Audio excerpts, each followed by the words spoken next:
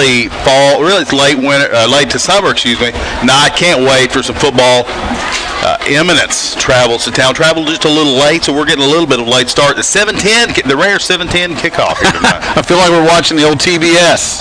Starts at 7:05. Brilliant. 7:10. Yeah, it's good stuff. Like Baby Bear's porridge, the weather is tonight. It's right. Perfect. I'm going shorts and hoodie.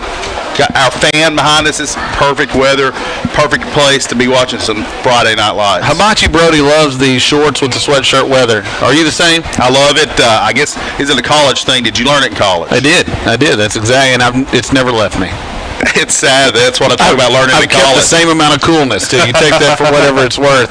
We're about 11 minutes until we kick this one off. Metcalfe County coming in last week. Had a week where we had to take one off. Really, it shows up as a loss on the case, but I don't mind that. So really, we played 2 games. We've won 2 games. We've looked good doing it. The last time we took the field, played Bellevue and just laid the wood to those guys on the road. Tonight, Eminence has to take the long bus ride down.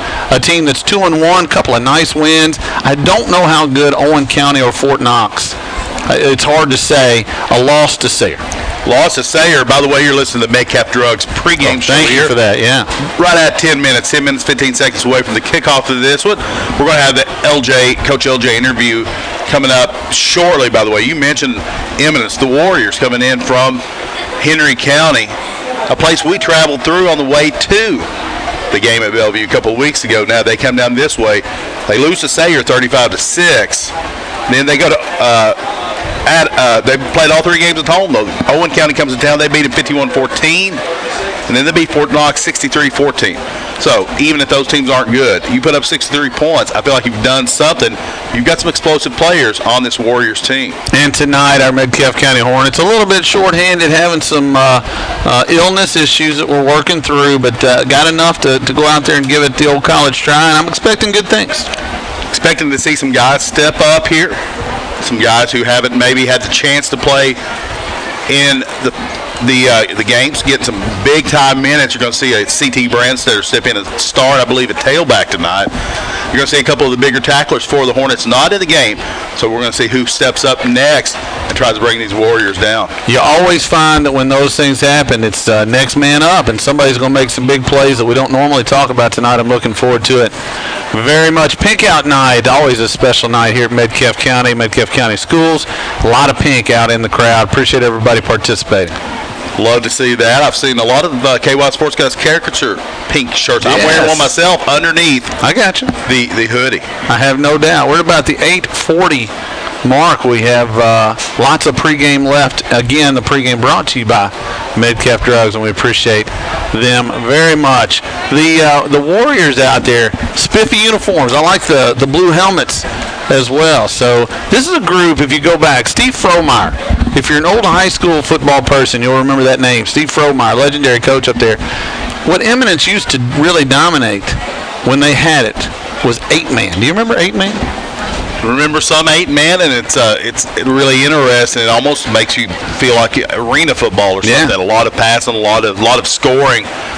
But this is going to be 11-on-11 tonight. Both teams a little shorthanded, but it's going to be interesting to see. We've been watching Eminence warm up, and that's been interesting too. They've got some really talented guys. You can see the quarterback seems to be pretty accurate. That's Blaze Berry. Great name. I know 2 Blazes. Blaze Berry, Blaze Foley. Blaze Foley, great songwriter. Blaze Berry, quarterback, and he's got a couple of targets, and none more than Adrian Bailey. But we're going to talk after the break and after the Coach LJ interview a little more about them. But we're going to have to talk about Devonta Saunders for Eminence when we return. No doubt about it. We're going to take you back to the studio here in a second while the band warms up. And then on the other side of that, is that the LJ interview? Yeah, let's do when we come back to the LJ interview. I sat down with him. Yeah. And then we'll come back and talk just a little pregame and get you ready for the Warriors and tell you who they're going to be bringing out here and how they're going to try to defeat the Hornets. Perfect. You're listening to Hornet Sports. We're going to take a 90-second break. You're listening to your home for Hornet Sports and KY Sports Guys 99.1 The Hoss.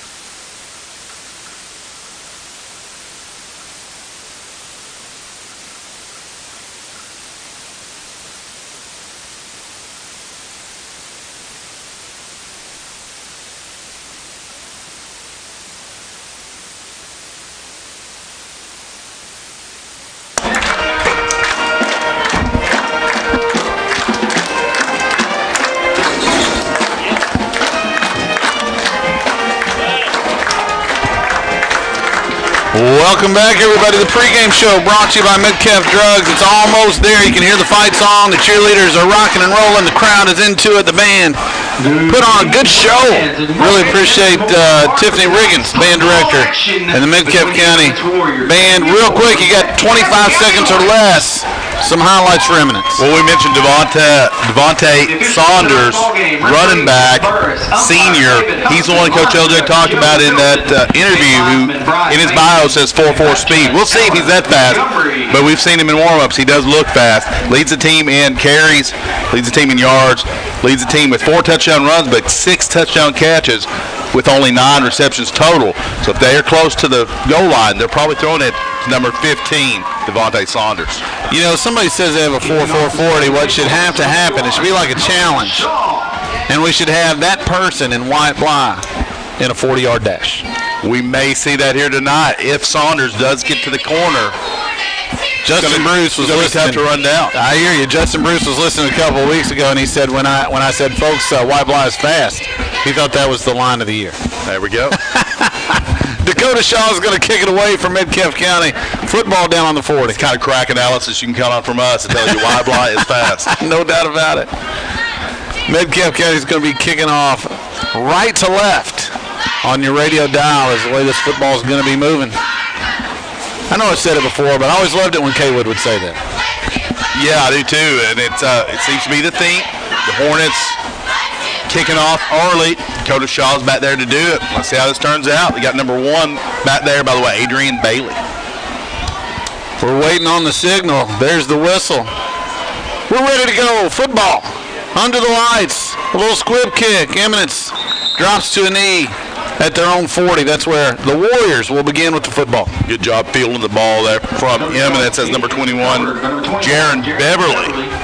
Good little squib kick from Dakota. Got by the first man. It skidded. You never know what the ball's going to do. Bailey did a good job. Beverly, did a good job getting on it. Once again, want to thank Metcalfe Drugs for sponsoring the pregame show. We'll have more at halftime. We'll have a postgame show as well. Eventually, we're going to thank every one of our sponsors. We do appreciate them, and we have a bunch, which is good. Yes, it is. Eminence comes out in the pistol formation. Who doesn't, really? A little toss. Number 15 has it. He's hit. He breaks a tackle. Now we're going to see that speed because he's loose. And he is fast, folks. In fact, he's 6 points fast.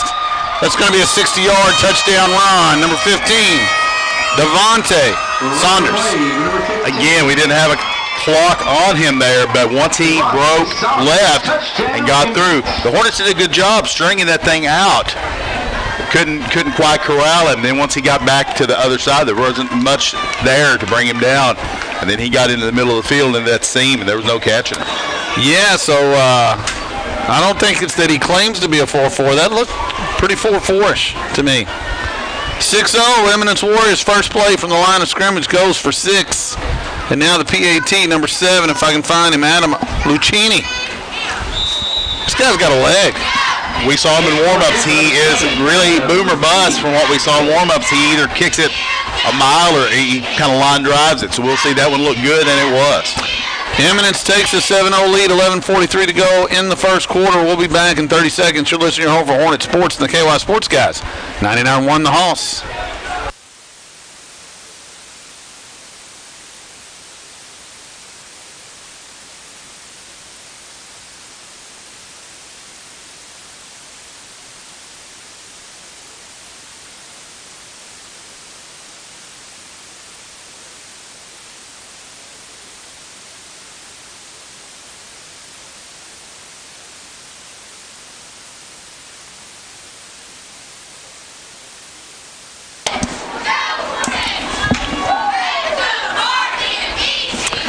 Welcome back, everybody. It's a long way to go, but the first play goes for 6 for Eminence. They have a 7-0 lead after the PAT.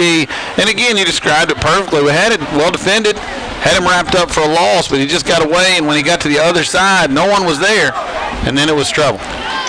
Now it's going to be interesting. You've got some guys who, again, aren't used to playing. You get down, first play from scrimmage, give up that touchdown, you see the speed that you've been hearing about. How do we respond? Football rolls off the tee there, so the kicker, number 7, Lucchini, goes and puts it back.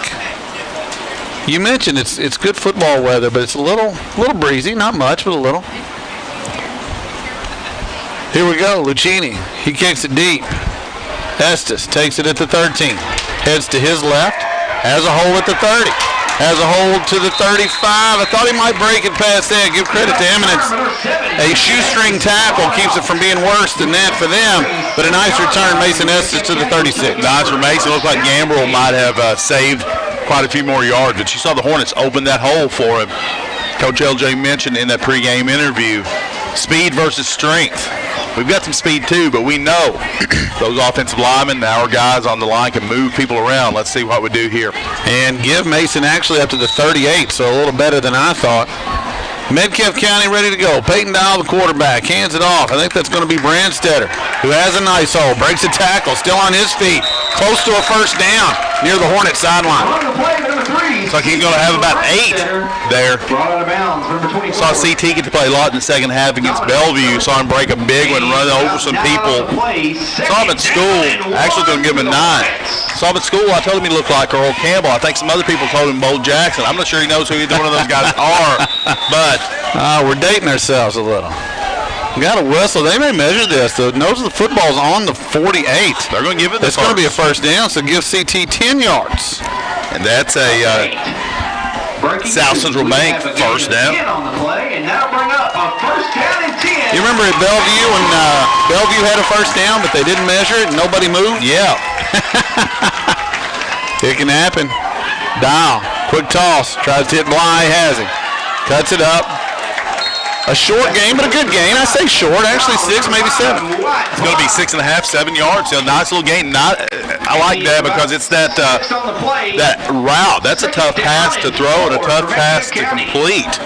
White caught that over his shoulder, sort of up near his head. It was a really nice pass, a real nice catch for the Hornets. Dialed to White for, as you said, about 7. 2nd and 3, 10:30 to go. Clock runs first quarter. Hornets on the move. Eminence has the lead, though, 7-0. Metcalfe County looking to strike back. 2 receivers to the near side. Dial, straight handoff. Brandstetter, big hole again. Past the 35. Still on his feet. They can't bring him down. He's inside the 30.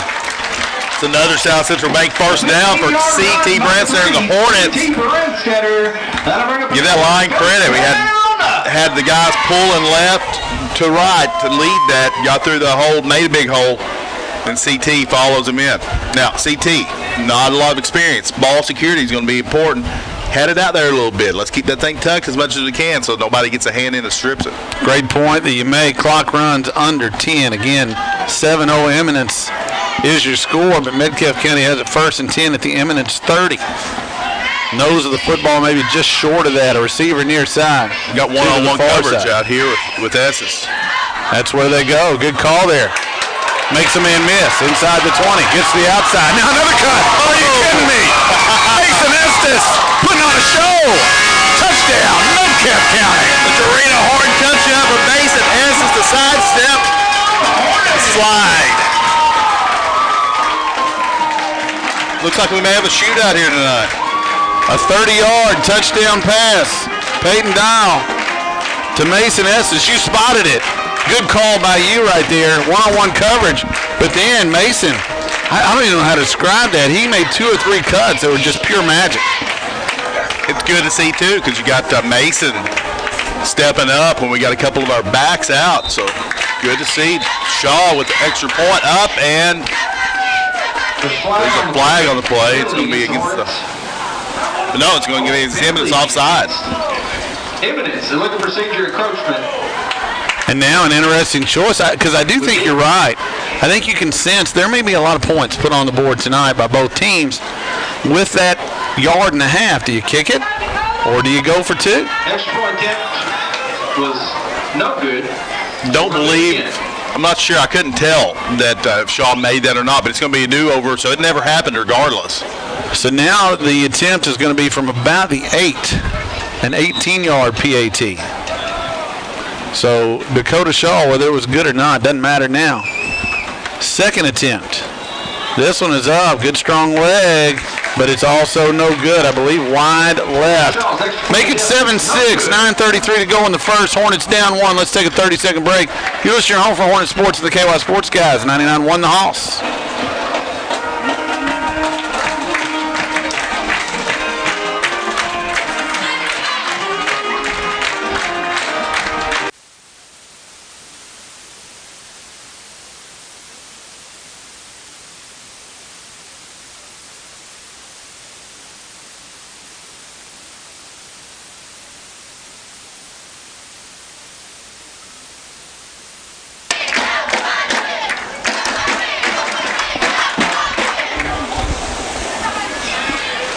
Welcome back, everybody. Coach Jay Hurt along with the Stock Tony with the KY Sports Guys. If you missed Coach LJ's pregame show, that's on Spreaker.com. It's on iTunes, iHeart, all that kind of stuff. Wherever you listen to KY Sports Guys podcast, you can go back and give it a re-listen. He talked about number 15, Devonta Saunders. Devonta Saunders is going to challenge this Hornet defense all night long. Here's what we got to see next time. We had it strung out left. If you're on that opposite side, you can't get caught following it. You've got to stay at home and be ready for the cutback. We've seen how dangerous he is. Dakota Shaw will kick from the 40. As Yogi Berra once said, deja vu all over again. This time it's a little onside at the 50, taken by Eminence cleanly. And that's where the Warriors will start at midfield. Tell you, Eminence, you can tell they've done some scouting. They practiced fielding that number 52 on that one. I don't see a number here for a name here for 52. So Alvarado Riza. I hope we're saying that right. Their second leading tackler, by the way. Not normally, you take him a linebacker as having great hands right there. He made a nice one. And for any Eminence folks out there listening, we do apologize in advance. We don't know the folks, so any names that we mess up, it's not our desire to do so. Pistol formation, man in motion is Bailey for Eminence. Handoff goes to number 15 again. Gets out to the right side. Has a nice gain to about the 45 and out of bounds, maybe the 44.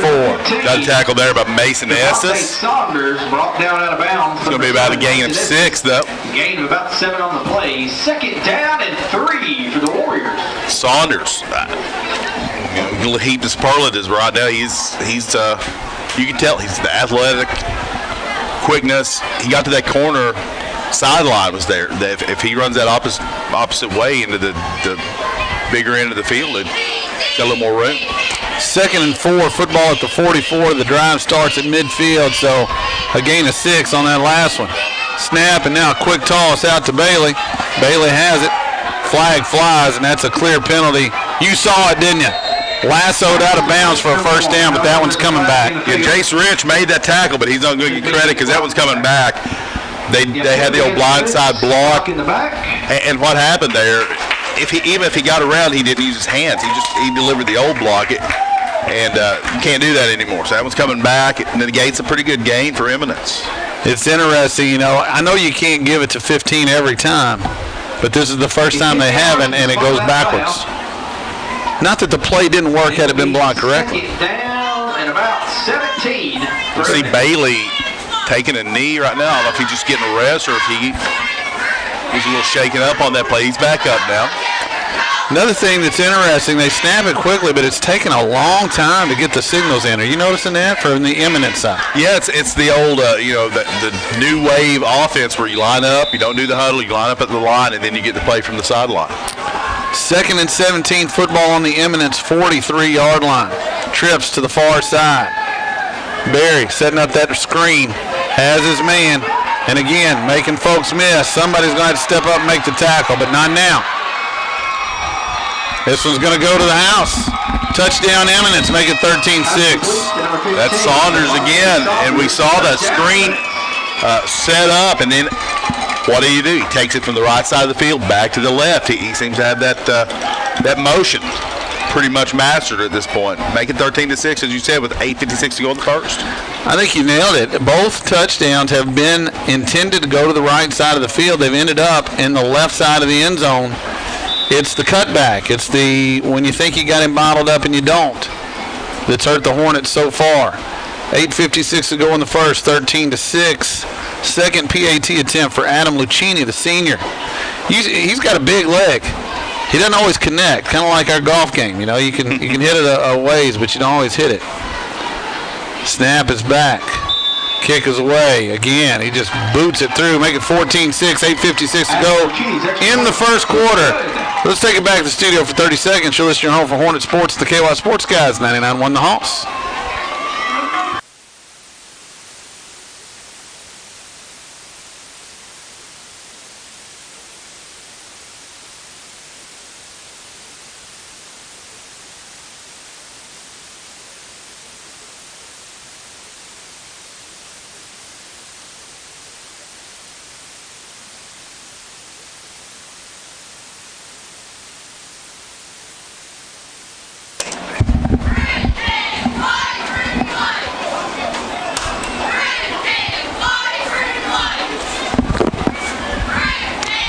Welcome back, everybody. Right now, the score is number 15, Devonta Saunders, 14, essentially. Metcalfe County 6. You got to give him credit. The guy's fast. He is. Okay, get the hype coming in. Don't know if he'll live up to it or not right now. He's definitely doing that. Both plays, he's flowing back, and our defenders got to stay. They can't flow with the play. They've got to stay at home, wait for that cutback, and let the guys on that side do the tackle. So they've run 4 plays. They have 2 long touchdowns, 1 penalty, and 1 6-yard gain. You watch it on film. Coach LJ talked about preparing. Film can't tell you how fast people are. You just don't get it until you see it. I hope we adjust. Now a little pooch onside here. That's trouble, but nice job by Wyatt Bly coming up to the 42 and taking it safely. That's where the Hornets will start. Bly comes up, as you mentioned, fields that one, or it would have been trouble. That's a nice kick, I tell you. Adam Lucchini, a weapon for Eminence as well. No doubt about that. 8:55 to go in the first quarter. 14-6 is your score. Eminence has an 8-point lead. Peyton Dowell leads the Hornets on to the field. Peyton Dowell has a 30-yard touchdown pass to Mason Estes. 2 for 2 on the night for 37 total yards. Peyton in the pistol. Stands at his 38, has it, and hands it off straight ahead. C.T. Brandstetter again has a nice hole. Gets about 5. Got tripped up there, and I'm not sure if it was a hand or maybe a leg just accidentally tripping him up, but it's still a nice positive gain. There's more hole there if it wasn't for that one trip. That's twice we've seen a Hornet tripped up, cost us a few yards. Do you see a contrast to, I think our offensive line is the better of the lines, and it looks like we're going to be able to hopefully put together drives. Everything Eminence is doing is quick hitting action. Yeah, it's big plays. Boom plays, as they would say. We got this single coverage out here again on the left side. Dowell keeps it. Quarterback run. Now cuts to his right. Now back to the middle. Has a hole. Past the 40. In Eminence territory. Down to the 38. Nice run. If you enjoy watching offensive football right now, hopefully if you're not here, you're watching on the Hornet News Network or you're listening on 99.1 The Hoss. Some really great offensive action. I tell you, Chris Shaw was 10 yards past where Peyton got tackled blocking. Give him credit for sticking with a block. That'll be a 15-yard gain for Peyton Dowell on the ground. 7:55 to go. Clock runs. First quarter. Hornets down 8. It's 14-6. Trips to the near side now. One receiver to the far side, and that's Mason Estes again. William Decker nearest us, the farthest receiver. Dowell rolls to his left. Looking at those trips. Throws it deep. Bly's out there, and it's through his hands. Had it at about the 2, but he got turned around, had to look over the other shoulder. And you don't want to, I guess it goes officially as a draw, but if you were watching the game last night with the Buccaneers and Cowboys, you're talking about the professionals getting paid the big money. Chris Godwin had the same thing happen to him, one of the best receivers in the league. Got turned around, had to go over the other shoulder. Same thing happened with Wyatt there. Almost had it. Would have been close to a touchdown. If not, Peyton put it right on the money, but it's still a tough catch. Well, I think they'll go back to that again because he got by the defenders. Not by much, but he was open. And now we're going to have a timeout. Coach LJ calls it. 7:30 to go in the first. It's 14-6 Eminence. Metcalfe County has the football 2nd and 10 at the Eminence 38. 7:30 to go in the first. Let's take a 30-second break, and we'll bring it right back. You're listening home for Hornet Sports and the KY Sports Guys. 99.1 The Hoss.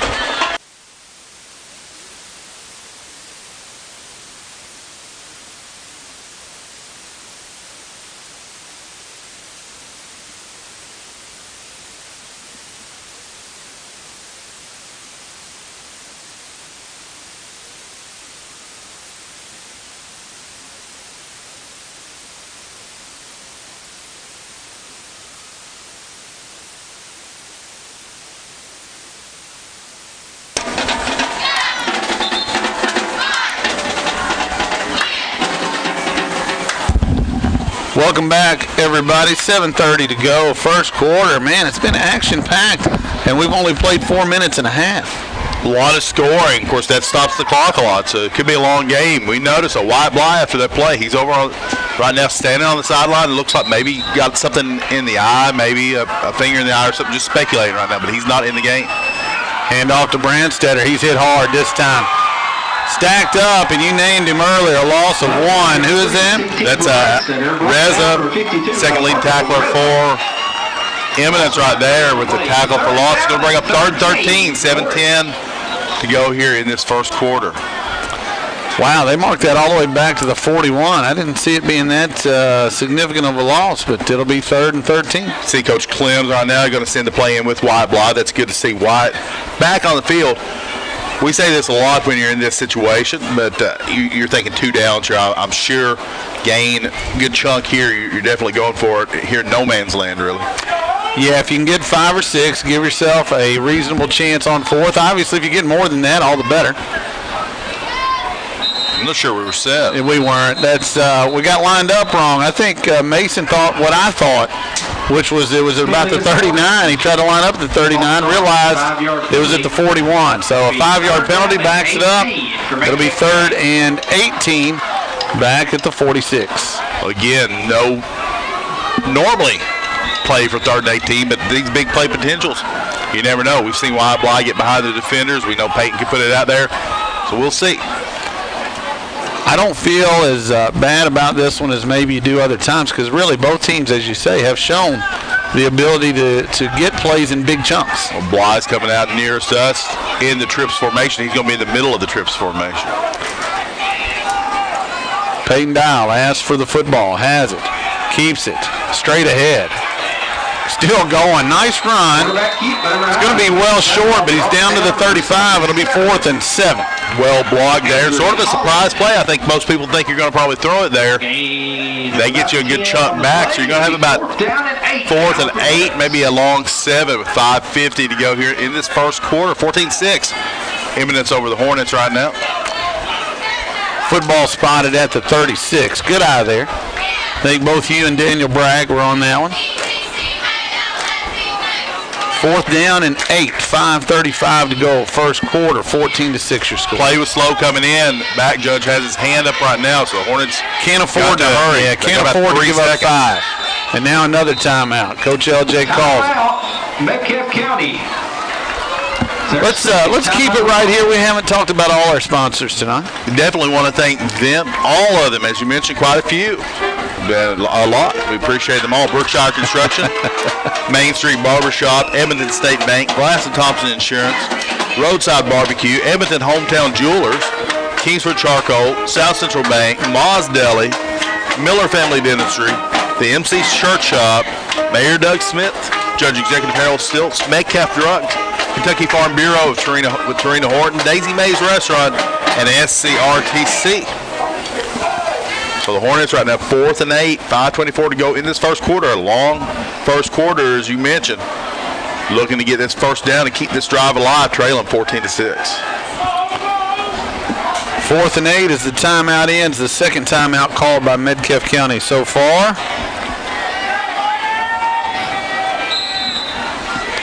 Peyton Dial, this time 2 receivers to the near side. Has the football. Drops back, looking to throw. Has his man. It's called. Estes should be a first down. And it is. Excellent out route there. Excellent route by Estes. And Peyton Dial threw that across the field. Put it right on the spot. About a half step or step beyond the sticks. Well executed there for the Hornets. So a gain of 9. First down at the 27. The Hornets. Once again, give the line credit. Peyton had plenty of time to make that throw. Estes had plenty of time to get out there and run that pattern well. That's a confident veteran play, by the way, on 4th and 8. Dial, handoff, Brandstetter. He is lassoed down again. Hang on to that ball, CT, and he does. Gets a couple to the 25. Hey, Reza, the impressive athlete, too. He's in the Hornet backfield quite often. He's the one who got CT. Now, CT dragged him a bit. I bet Reza didn't know he's up against a freshman there. Probably not. CT's a strong fella. 2nd and 8, a short 8. Football inside the 25. Metcalfe County driving, looking to tie this thing up. It'll take a touchdown and a 2-point conversion to do so. 2 receivers nearest us. Handoff Brandstetter again. They're keying on him now. He falls forward and gains a yard, maybe 2. That's tough right there. As you mentioned, the linebacker fills in that hole well. CT really didn't have much space on that one. So Reza again on that one. So good looking athlete, good looking defender. They give him 2, which I think is important. CT with kind of a forward lean and made more out of that than maybe there was. So 3rd and 6, manageable again, heading towards the 4-minute mark here in the first quarter. 14-6, Eminence has the 8-point advantage. Again, it's Decker and Bly to the near side. Dial throws it over the middle, looking for Bly. It is intercepted in the end zone. That'll be a touchback, and it will be Eminence football. That's Bailey on the pick, and very impressive. He went up and high-pointed that one, pulled it down. Nothing easy about that interception, for Eminence. So with 3:51 here to go in the first, Eminence up 14-6. They'll take over on the Hornet 20-yard line. Their own 20-yard line. Throwing it to Wyatt Bly. Yeah, wide on a little post, right, a little deep slant, and just again, give Bailey credit. There's nothing easy about that interception he made. You can't fault the idea of throwing it up and let Wyatt go make a play. It just didn't happen that time. Eminence looking stout here. 3:51 to go in the first. 1st and 10 at their own 20. We said it earlier. We were talking about it at a break. You got to know where 15 is at all times. Make somebody else do something for Eminence right here. Barry over the middle. Has Bailey this time. Bailey's loose. To the 40. Out of bounds at the 43. Maybe the 42, let's call it. Bailey gets interception, makes a nice catch on the crossing route, and Wyatt Bly runs him out, but not before the big gain for the Warriors. Gets all the way up, as you mentioned, to the 42-yard line. Well, you've talked about keying on Saunders, and Bailey saying, hey, don't forget about me. Looked pretty impressive there on that one. Yeah, Bailey leading the team again in receptions, second on the team in touchdowns. And obviously, we've seen his hands now 2 plays in a row, once defensively and once offensively. 1st and 10 at the 42. Just a quick toss to Sanders, cuts it back. He's hit and drugged down. That's a nice defensive play. A gain of 3 up to the 45. Dakota Shaw on that play, but we've proven that we can get him down. Just get to him and get him down. So nice for the Hornets. Good flow. Way to bring him down. And for a short game, we're going to get 2 on this one. Mark it at the 44. You are correct. 3:15 to go in the first quarter. 14-6. Eminence has an 8-point lead in the football. 2nd and 8 at their own 44.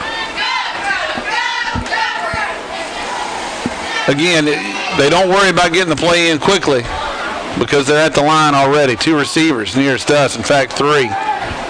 Quick toss. Hits number 11. It's complete. Good tackle there. Knocked down about 2 or 3 yards short of the first down. The ball will be spotted right at midfield. Trying to see who made that tackle. Still having a little trouble, but I believe it's Estes on the tackle on the far side of the field, playing that right cornerback position. Number 11 is Adonis Whitney, a senior. So far, we've seen that the passing game for Eminence, the Hornets haven't got a lot of pressure because of quick passes, which is by design, I'm sure. 3rd and 3 at midfield. Barry trying to draw Metcalfe County offsides. Can't do it so far. Straight handoff. It's number 15. He's hitting the backfield. Has the first down now, though. And again, he's gone to the left side. Now, this is going to come back. We're going to have either a hold or an illegal block at about the 39. But still, a play that's designed to the right, a couple of missed tackles, and he ends up all the way on the Eminence sideline. And a play that should have been stopped in the backfield. Hornet defender bounced off and going high. You're not going to be able to tackle him high. He may be fast, but he's also strong. You're going to have to go low and get him around the legs. High tackle, arm tackle is not going to bring him to the ground. They're going to mark it from the 39 back to around the 49, I believe. It's going to make it 3rd and about a couple yards. They're going to end up gaining a yard on the play. But the result there, far better than what the result was going to be. I do think we finally tackled him somewhere on the other side. We did. There were a couple of Hornets in on that tackle on the other side. Obviously won't count, but again, we saw the flow. We've got to, I think this is an adjustment you make at halftime. You can't flow to the play like you normally might do. I think you're going to have to stay home. 3rd and 2 now. Football at the Metcalfe County 49, the Eminence Warriors. Barry dropping back to pass. That's an interesting choice. Over the middle and almost picked off. Wyatt Bly had the read on it. Good coverage there. Also, Peyton Dial had him blanketed. That's perplexing, although they're going to go for it here. Most definitely in plus territory, they'll go for it. I'm assuming, even though you can't for sure because Eminence has other weapons, Saunders should have the ball in his hands. Wyatt Bly, you've seen those things on the NFL games, college games, even soccer games where they show how many yards they made. Wyatt Bly closed up a lot of ground quickly to almost get that interception. Look open a little more, then all of a sudden Wyatt Bly out of nowhere. Big play here, even though it's the first quarter, 1:34 to go. It's 4th and 2. Eminence on the Metcalfe County 49. Just a straight toss. You knew who it was going to. That's going to be a first down, I think, by about a half a yard. Saunders has it. Looked like Peyton Dial in on that tackle as well as Hunter Fox. But Saunders showing his strength. Got hit.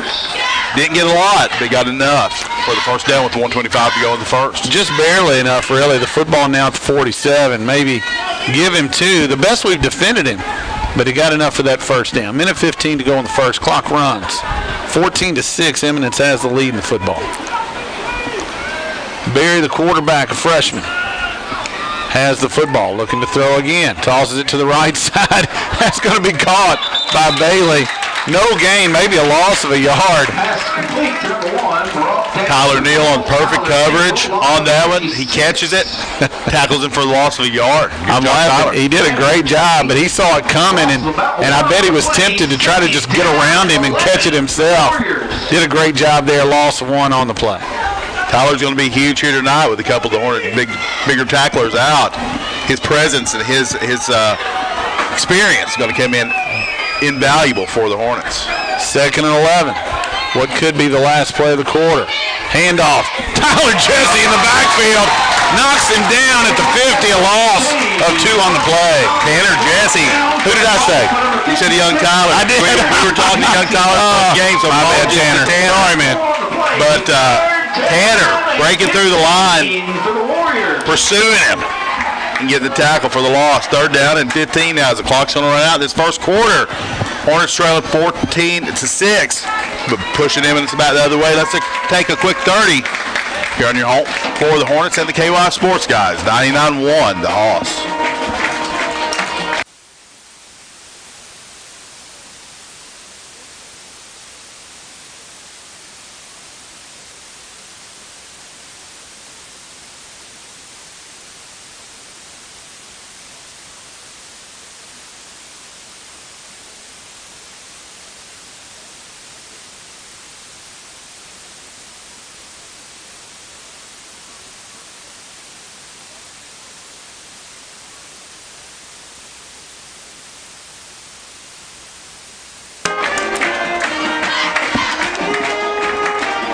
Welcome back, everybody. I want to kick it to the stock. Tony's got some stats for us. You take care of the defensive stuff. I'll read the offensive stuff if that's all right, because you can't read this chicken scratch that I'm trying to do. Everyone's notes are their own, right? That's it. Through 1 quarter, Hornets in tackles. Wyatt Bly with 1. Mason Estes 2. Peyton Dial 1. Tyler Neal 1. Dakota Shaw 1. Hunter Fox 1. And then Tanner Jesse just made that last one. And a big one at that, pushing the Eminence back about 3 or 4 more yards. I think we're good. We're good. Offensively, Peyton Dial 3 of 5 through the air, 1 touchdown, 1 interception, 46 yards, 2 rushes for 25. C.T. Brandstetter, 6 carries, 31 yards. Wyatt Bly, a catch for 7 yards. And Mason Estes, 2 catches, 39 yards, and a touchdown. Eminence will have it 3rd and a long way to go on their own 49. Let's call it 3rd and 14. This is another big play. You notice, by the way, Saunders out wide now, not in the backfield. Getting to the quarterback. That ball is dropped. Trying to set up a screen. Metcalfe County did a great job there. Tanner Jesse, I'll get that right, along with number 70, Hunter Fox. They were the only two that came back there, but they put enough pressure on the quarterback to make it tough. Now, will they punt or not? It's going to be interesting. They're on negative side of the field, but only by a yard. They've got big play potential. Doesn't look like they have any desire to punt. Maybe there's a pooch punt. We'll see. But last play, they lined Saunders up wide, and then they brought him across for the middle screen. This time not. They're going deep. Did it again, and this one's going to be way over the head of the intended receiver. No flags, and that's a big stop for Metcalfe County. I feel like Eminence did us a favor right there. I'm not sure their punting game, but that was kind of that wasn't a 3rd and 5. That was a 3rd and 15. And they just kind of chuck it, and hoping for the best, maybe hoping for an interception at worst for them. Peyton Dial smartly just kind of gets in the receiver's way, runs with it, doesn't try to catch it way back there, and we gain a lot of yardage for it. In plus territory to start this one. Point well made. If he intercepts it, it's worse. Instead, we take over at the Eminence 49, 1st and 10 for the Hornets. Now heading left to right on your radio dial. It's the second quarter. 14-6, Eminence has the lead. 11:49 on the clock. Dial has it. Keeps it. Nice hole up the middle. Cuts back to the 40. Has a first down and more. Breaks through and gets to the 25. I thought he might go. Bailey saved the touchdown there for Eminence, but a huge gain from Peyton Dial. Around 25 yards for that South Central Bank. First down for the Hornets. I think we have softened them up a little bit, to use a boxing analogy. We've hit them with CT, and that had a little Lynn Bowden-esque kind of feel to it, just kind of a quick fake and gone. Yeah, very much designed there. We were going to see Peyton run that a lot, I think, here tonight to give CT a bit of a break, too. This time they hand it to CT. Big hole again, past the 20, heading towards the first down. He's in a pile. And I think he's going to get the first down. We'll see. Move the pile well. Hunter Fox is out leading the way on that one. Hole opened up big, though. Offensive line making some nice room for CT. And that's another, I believe, South Central Bank first down for the Hornets as they're moving the sticks. And they're going to give him 11 yards on that. It's 1st and 10 in the maroon zone. And now there is a timeout. Eminence takes it. 11:09 to go. Second quarter, 14-6. Eminence has the lead. But Metcalfe County driving when we come back on the other side of this 30-second break. You're listening home for Hornet Sports and the KY Sports Guys. 99-1 the Hoss.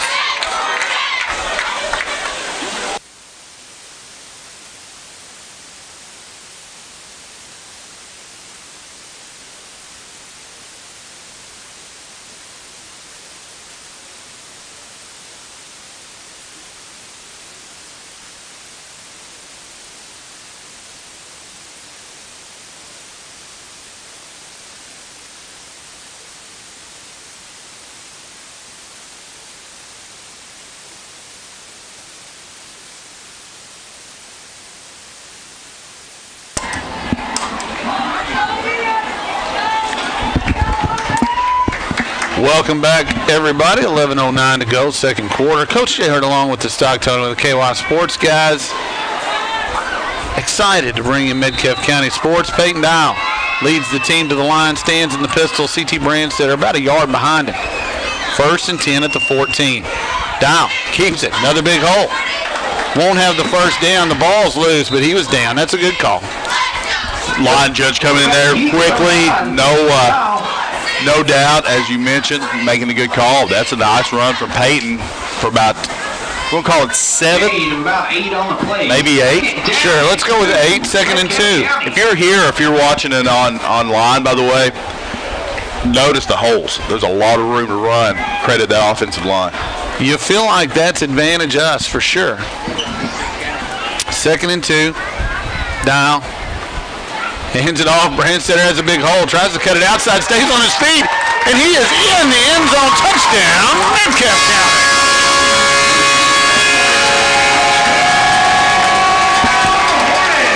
As the touchdown horn blows for that Torino Horton touchdown for the Hornets. CT Branstetter. You talked about the cutback. I thought he was just going to lower his shoulder and go. He cut it back, though. Smooth move. Look, for a guy that big, to have those moves, those lateral moves, that just shows his athleticism too. Now the Hornets, speaking up two, are going for two. That's his first career touchdown, I believe. I thought he had one at Bellevue. Did he have one at Bellevue? Long run, yeah. Okay. My apologies. Dow rolls to his left. He has room. He's going to be in. Run the play. 4-2. He got there, and instead of going forward, he just put the football over the line and waited for the official to give it to him. It was an easy 2 points. And Metcalfe County ties it up 10-25 to go in the second.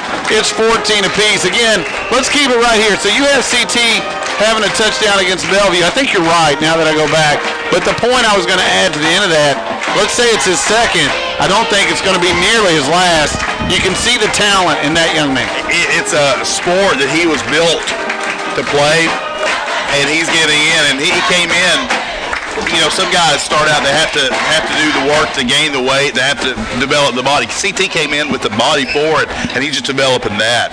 It's kind of like he got the cheat code. And it's something I think he's going to see as this goes on. His talent for it is rising. We've got a lot of touchdowns to see, as you mentioned, from CT Brandstetter, hopefully here tonight. I think you're accurate. Again, our offensive line's doing great work. Getting that fourth down stop is huge because the momentum, if you believe in such a thing, really swung back in our favor. We're going to score. We're going to move the football. There's going to be a lot of points. If we can get a couple of stops, obviously goes in our direction. Now we got a couple of guys. We're having some issues getting our kickoff team on the field. We'll see if that costs us. Don't see a hand up yet for the counting, so I think we're going to be okay. I think they're going to let us be.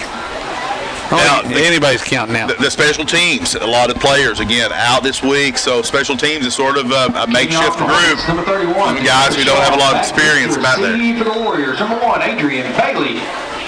Dakota Shaw will do the honors. Puts the toe to it, and this one skips. Oh, we had a chance, and it goes out of bounds. There's the flag. Mason Estes made a run at it. No Eminence player could get a hand on it. That thing skidded just a little. I thought Mason was going to lay out for it, but I think it got past him before he could get to it. But that was close. Needed one more good big hop up, and instead it just skipped like a rock right out of bounds. So Eminence will take over on their own 48 near midfield again. 10:25 to go in the second quarter. You got a tie ball game here and a fun one, Coach. This has been great so far to watch. Even as a Hornet fan, it's been fun to watch all this offense going back and forth, trading punches. Do you feel a little fortunate, too, that we're tied at 14? There have been a couple times where the plays could have gone, and you had the block over here in the bat that really set Eminence back. And I thought honestly that going for it on 3rd and 15 was not the wise move. Berry, pistol formation again, hands it off. Saunders, full jump cut, gets to his left, outside, has plenty of room. He's pushed out of bounds. First down, inside Metcalfe County territory at the 40. Jace Rich on that tackle, they're pushing him out of bounds. Estes also. That's another one where we had guys in the backfield, but Saunders just hard to corral. A gain of 12 on the play, puts it 1st and 10 Eminence at the Metcalfe County 40. Ball went out of bounds, so we're going to be stuck in 10-19 as Eminence looking to the sidelines for the play. 14 all. Again is your score.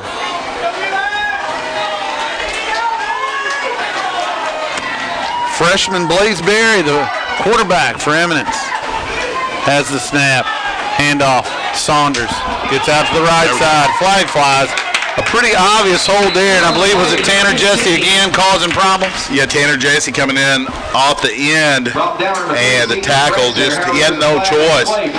Now, that being said, we stopped Saunders on that one after about a gain of 4 anyway. That's coming back, obviously, but good pursuit for the Hornets on Saunders. They're proving, I think he's maybe getting a little tired. We see him taking a knee, kind of squatting down. He's done hauled a lot of the load here for Eminence tonight. That could be something. Now the cool weather is going to help there. They could be something as this game goes through. We'll see if Saunders has got 4 quarters of doing that with it. Good point.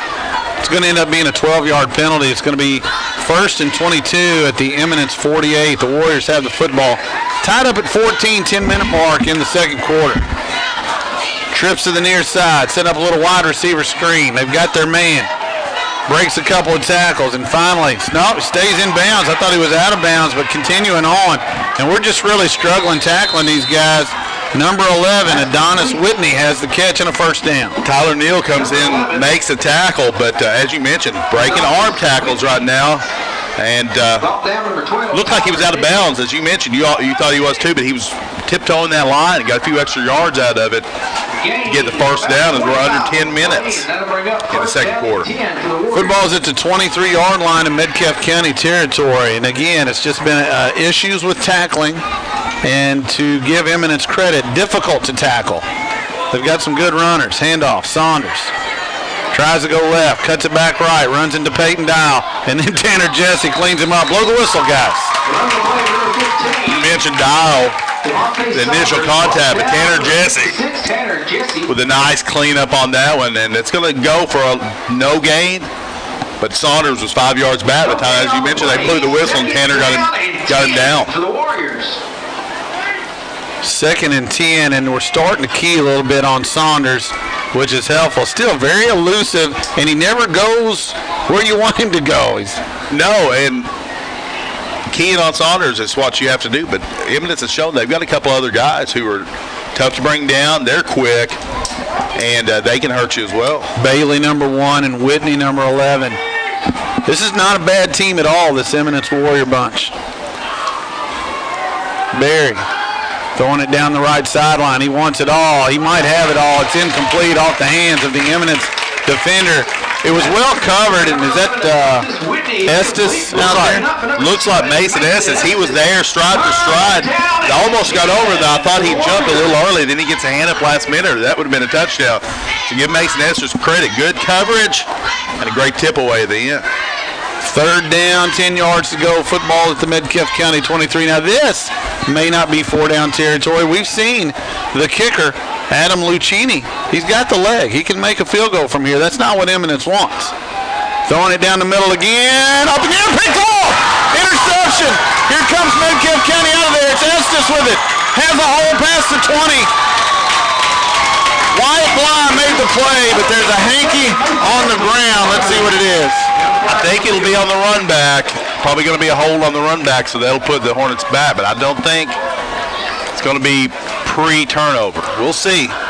So to give it to you again, they just ran it right to the post, threw it up there looking for 6. It was Wyatt Bly that tipped it away right into the hands of Mason Estes. Good defense by the Hornets. The flag is sitting at the 7-yard line. Mason also, if you're listening on radio, he caught it in the end zone, brought it out. I used to think in high school it was dead back there. Obviously not the case. I could be totally dreaming that. That may be a rule that's changed. That's one of the deals that, some year to year that we see rules change. So that's a possibility. So you nailed it. It's going to be an illegal block, basically. They're going to bring it back to the 3, but I think we're still okay with that. I'll say this. I didn't see the illegal block because I was watching some really good blocking on down the field. There was some nice blocking when that ball turned over and we became offensive. That shows you some of the coaching that the team has done here and how well adapted they are. 1st and 10, Dial has a pretty decent hole. Gets by man to the 10. Has a first down up near the 15. Blocking again on that one. Payne Dial with a lot of room to run and making some nice lateral cuts as well. These guys just both teams showing some just really elusive athleticism. Hard to bring down. Give Peyton Dial a lot of credit there. Very patient run. Hesitating in the hole. Shifty. 1st and 10 at the 15 after that 12-yard run. Clock under 8. Second quarter, tied at 14. Handoff, Brandstetter looking, and he's going to be stacked up for a loss right there. Now they're going to give him the 15. That, again, Reza, the one meeting CT in the hole. Good collision there. Both players standing their ground. And CT, as you mentioned, getting about almost a yard out of that one when there wasn't really anything there. Reza, R-E-Z-A, a senior. He's a nice player. They give him 1, by the way, to the 16. So we're 7-15 and counting. Hornets 2nd and 9. Deep in their own territory. Tyler Neal splits out nearest us in the press booth, or press box rather. 2 receivers the other way. Dial has. He's going to keep it again. Makes a man miss again. Gets outside, tripped up from behind. That was looking good. Going to be a gain of 5. Reza again probably saved the first down for sure, but maybe a lot more because Dial had the corner after that. So it's going to make it 3rd down and long 3, short 4 as Dial's getting the play. We're at 6:40, second quarter. Again, I'm wrong on the spot. Give him the 22, so give him a gain of 6 on that play. A good long drive to finish this off and then get the football back to start the 3rd. I would enjoy that. Dial, handoff. Brandstetter moving forward. Man, moving the pile. Are you kidding me? Holy smokes! I was wondering if he would get the first down. He's past the 30. He got hit at the line of scrimmage. Moved the pile forward. Not only moved it forward, moved it past the first down sticks for that South Central Bank first down. Lost his helmet, so he's going to have to come out for a play. But, man, give C.T. Brandstetter so much credit keeping this drive alive for the Hornets. Unbelievable run. He just kept seeing that pile move forward and forward and forward. You're going to see Dakota Shaw now for C.T. at tailback. Number 10, Jace Rich, kind of playing that fullback spot, by the way. Quick pass. Skipped it a little short, looking for White Bly on the far side.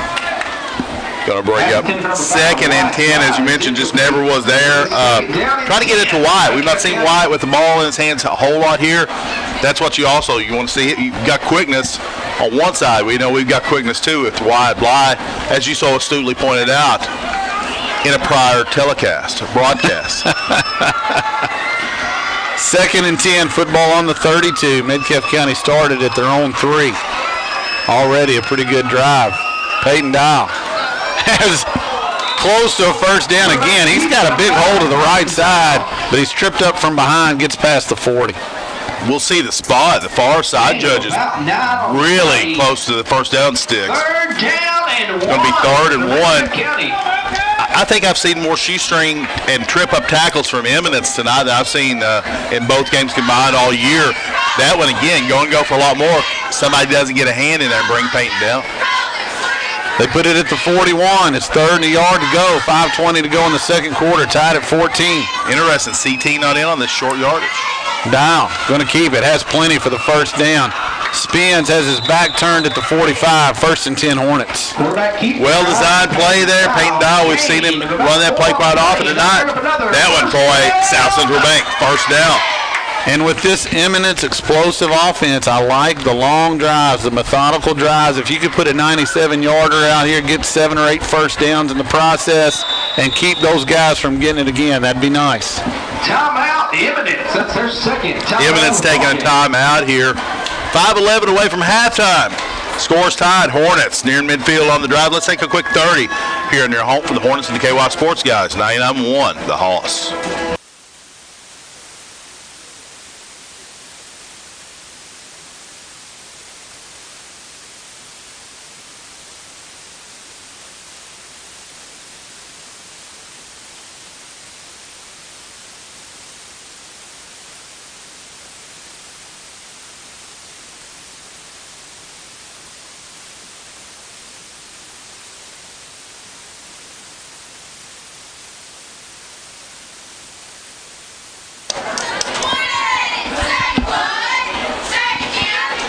Welcome back, everybody. The score here, 14-14.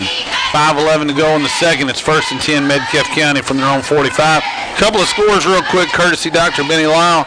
Greene County up on Taylor County 28-7. Not sure what time it is in that particular game. Halftime, Barron County up 21-7 over future district foe, the Monroe County Falcons. Before the break, you were mentioning how important this drive is. We get the ball back after halftime. You don't want to give it back to Eminence with much time on the clock. This methodical ball control drive, excellent. Just what the doctor ordered for the Hornets. Down, looking to throw. Has a nice setup. Rich has it. And breaks a tackle inside the 40 down to about the 37. Just set up a little screen, and Jace Rich takes advantage. Jace, good to see him getting in on the action, I tell you. Looking impressive there. Put his shoulder down and just ran over a warrior for that South Central Bank first down. They're going to mark it at the 36, and so quick math gives me a 19-yard gain there. So 19 yards on that play. Yep, we're under 5 minutes. You're 4:45 to be exact. In this second quarter, we're going to have the South Central Bank halftime show coming up. We're going to talk to Joseph Eaton, assistant principal at the high school. Can't wait. Dial. Looking again. Has all kinds of time. Will he pull it and run? He will. Makes a man miss. Steps out of bounds. Stops the clock. At about the 30, a gain of 6. Nice run there by Peyton, but what's better is the decision making. That was not a designed run. You had guys out in routes. Eminence had it covered. Peyton knows the value of holding on to that pigskin. Takes the shorter gain instead of going for the big play. Keeps the drive alive. You talked earlier about people getting tired and worn down. A lot of people on both sides playing both ways, including the 3 big stars for Eminence having to play both sides. And you can kind of see a little winded, it feels like. Handoff Brandstetter makes a man miss. He split 2 guys. Has a first down and more inside the maroon zone to the 18. The South Central Bank first down from C.T. Brandstetter. And again, if you're out there listening, you don't know C.T., he's a freshman. And he's not hitting those guys who are trying to tackle him like a freshman does. Looking good out there. 1st and 10 from the 18 inside the maroon zone. Again, did you say it already? That was a South Central Bank first down. There have been a lot of those on this drive. A lot. It's been beautiful. Started at the 3-yard line, as you mentioned earlier. As we near the 4-minute mark, Hornets in no hurry. You don't see a lot of methodical 97-yard touchdown drives. Dial fakes the handoff, rolls to his left. Little boot, has a man out there, White Bly, tried to bring it in with his right hand, but he couldn't do it. It's incomplete. That was a tough, that shows you one thing I think that shows you is the confidence that the coaching staff has in Peyton Dial. You get him booting left, get Wyatt going away from him. So Peyton and Wyatt both running away from each other. Peyton tried to throw it back against the body. That was open. Peyton overthrew him just a tad. Wyatt almost brought it in. It just shows you how far Peyton Dial has come and what trust factor the Hornet coaching staff has in it. A lot of capabilities for this offense, no doubt about it, because that one was nearly a hit. 3:56 to go in the first half, tied at 14, 2nd and 10. Hornets at the Eminence 18. Handoff, Brandstetter again, big hole this time. He's down inside the 10, short of the first down. It'll be 3rd and short. Big hole, as you mentioned, and give credit to the player, number 24 for Eminence, Dominic Tillett, who came in there and closed that up, or that may go for a touchdown. I honestly thought it was. I thought nothing but green grass ahead. Tillett made a nice tackle, but not before CT gets a 9-yard gain. Green grass and blue skies. That's a different song. 3.5 to go. 3:25 to be exact. Clock runs. 3rd and a yard. Peyton Dial asks for the football, and he has it. He keeps it. He has the first. Oh, he continues, though. He might be in. He's in. Touchdown to Metcalfe County. Peyton Dial up the middle. As the touchdown horn sounds, that's arena horn touchdown for the Hornets. With 3:12 to go in the second quarter, making it 20-14. Hornets lead. Fight song's going and a flag flies. I'm not sure what the flag's going to be. It's going to be a sideline warning against Metcalfe County. Well, we got a northern team coming in. We got the northern inspired sideline warning. We noticed this at Bellevue, and I feel like it's more of a northern call, a northern Kentucky call. Yeah, they like it more than we like it down here usually, but I think Coach LJ, maybe with some of the fresh faces, is having to get way out onto the field to tell people what to do. 2-point conversion again this time. Peyton Dial has Brandstetter behind him. Estes flanked out to the right, man in motion. Is White Bly. They're going to try to hit him. It's picked off. Fortunately, in the high school game, you can't take it back because that was going the other way. Yeah, that was read really well by Bailey to stop the 2 points. But the Hornets leading 20-14 with 3:12 to go before the half. Take a quick 30 on your home for the Hornets and the KY Sports Guys. 99-1 the Hawks.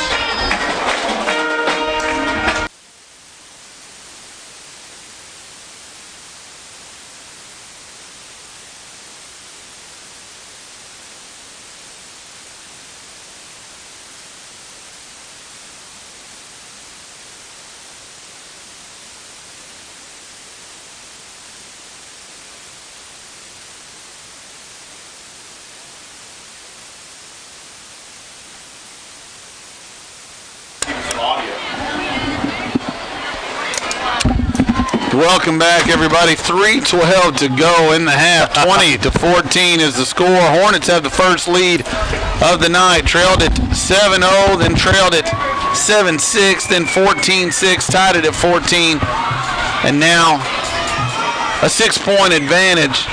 An impressive 9-yard touchdown run from Peyton Dial. The 2-point conversion was no good. They were trying to hit Wyatt Bly, but it was picked off. Adrian Bailey made a really nice play on it. And again, if this were college level, he would have taken that the other way for 2. As it is, the score stays where it was before, and this time a little pooch is taken by the up man inside Metcalfe County territory. Eminence, as you said, the Stock Tony, has done a great job scouting these kickoffs. They've handled them with ease. Yeah, we saw the last one, the previous one before this, looked like the Hornets might have had a chance. Other than that, Eminence has been all over them.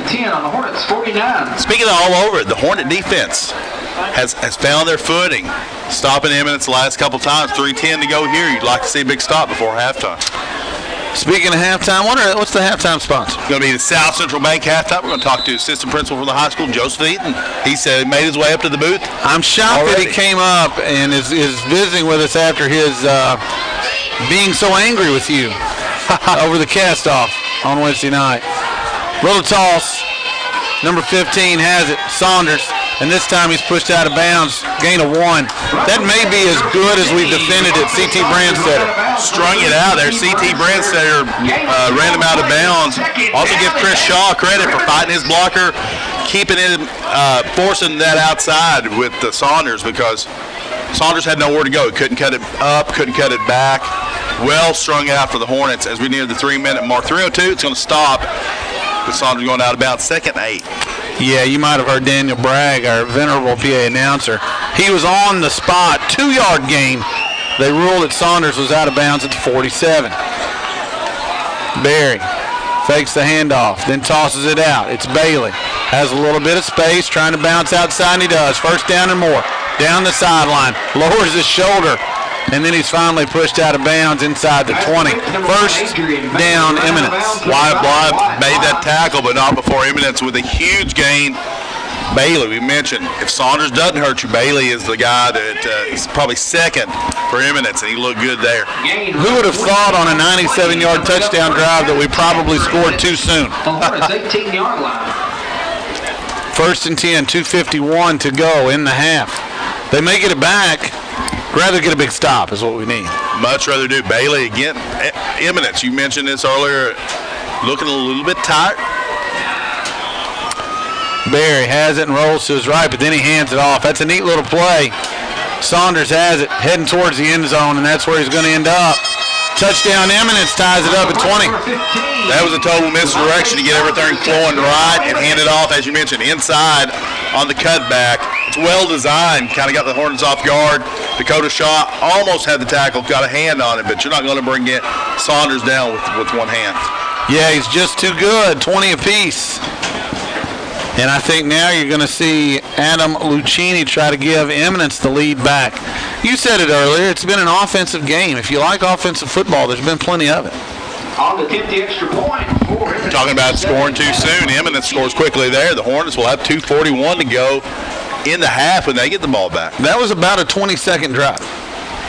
2 plays that went out of bounds and then another play that scores, so clock stopped on all 3. I think they're going to run out of time here. Yeah, they're running a guy on. They may want to take their 3rd and final timeout of the half. And they are. They're taking the timeout. Penalty against Eminence. Oh, no, timeout. Hey. Well, with Lucchini, honestly, 5 yards probably wouldn't have made that much difference. We've seen him kicking at 40, 45 yards, but hey, what are you going to do with it? You might as well call it. Might as well call it. 2:41 to go. The Eminence coach not happy at all. He's just trying to run the PAT group out there, and they couldn't get lined up. I feel his pain. I've seen it a time or two from both sides, actually. I think everybody's fighting injuries. The guys maybe not normally on that PAT team are over there. They're used to being on the sideline during PATs, and they're like, you got to be out there. You're on this team. And they had to hustle a guy out, but it was a little too late. While we're waiting on this timeout, we're going to keep it right here. You're going to have to refresh my memory. Wednesday night, Mr. Eaton called, and we had a cast-off of hard candy. Great cast-off. I'm not going to tell you who won. You need to go listen if you want to find out. But what was it he was so mad about? It's the atomic fireball. And That's what it was. It was the fireball. I made my mea culpa today. Who doesn't love a fireball? Connor Martin, much to his credit, football player here for the Hornets, brought some fireballs for me. And I saw Mr. Eaton. I motioned him down. I said, I got something for you. It's a fireball. I love it. PAT. The extra point unit is on the field correctly for Eminence now. Lucchini trying to go 3 for 3. A little low snap. This kick is away.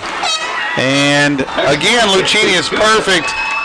Give Eminence the 1-point lead for now. It's 21-20 with 2:41 to go. In the half, by the way. In the half. It's been a long first half. Started a little bit late, but all the scoring and stoppages stuff that's been it's made the first half seem long. I want to thank, by the way, all of our sponsors before we get to the halftime show, which is going to be sponsored by South Central Bank, Brookshire Construction. I want to thank Main Street Barbershop, Edmonton State Bank, Glass and Thompson Insurance, Roadside Barbecue, Edmonton Hometown Jewelers, Kingsford Charcoal, South Central Bank, Ma's Deli, Miller Family Dentistry, MC's Shirt Shop, Mayor Doug Smith, Judge Executive Harold Stills, Metcalfe Drugs, Kentucky Farm Bureau with Tarina Horton, Daisy Mae's Restaurant, and SCRTC. Big thanks to all our sponsors. Again, 2:41 to go. I think plenty of time, especially when you have Mason Estes has had a fine game. White Blythe, obviously a weapon. And what Peyton Dial and C.T. Branstetter have done, my goodness. White Blythe's a weapon that we've not seen much from tonight. I'm expecting that's about to change. You know coming in, that's everybody, the secret's out. People know White Blythe can play, and so he's getting extra attention. Makes it a little bit tough. But, yeah, at some point, Wyatt's going to be involved in a big play. I can almost guarantee you that. Eminence, they've kicked it deep once. They've also kind of pooched it once. Yeah, that pooch was pretty rough. We'll see if they try it again. This time they squib it. Gets all the way down to Mason Estes at the 16. Has a nice hole. Gets another block. The flag flies. I wondered if they were going to throw it. Yeah. Mason's down at the 44, but I think that was the right call. Had a block in the back all the way at about the 26. Not sure who it was. Peyton's pleading someone's case. I'm not sure if it was him or not. It was close. I think he was close to engage. I feel like maybe the Hornet player thought he was, but when I saw it, I immediately was a little concerned, and then I saw the hanky. A little bit of a late call maybe, but I think the right call. Football is going to be marched back to the 19-yard line. They moved the flag to the 29, I believe, if I'm looking at it correctly. 2:32 to go in the half. The Hornets will have to go 81 yards if they want to take the lead into the locker room. We've seen them go 97 just recently. I recall. 1st and 10. William Decker splits out to the near side. 2 receivers this way, 1 to the other side. Man in motion is Estes. Coming closest to us, a little toss. They get Branstetter outside this time. Some good blocking by Wyatt Bly, I believe. And Branstetter, it's like Earl Campbell just came back to life. He's just bowling over people.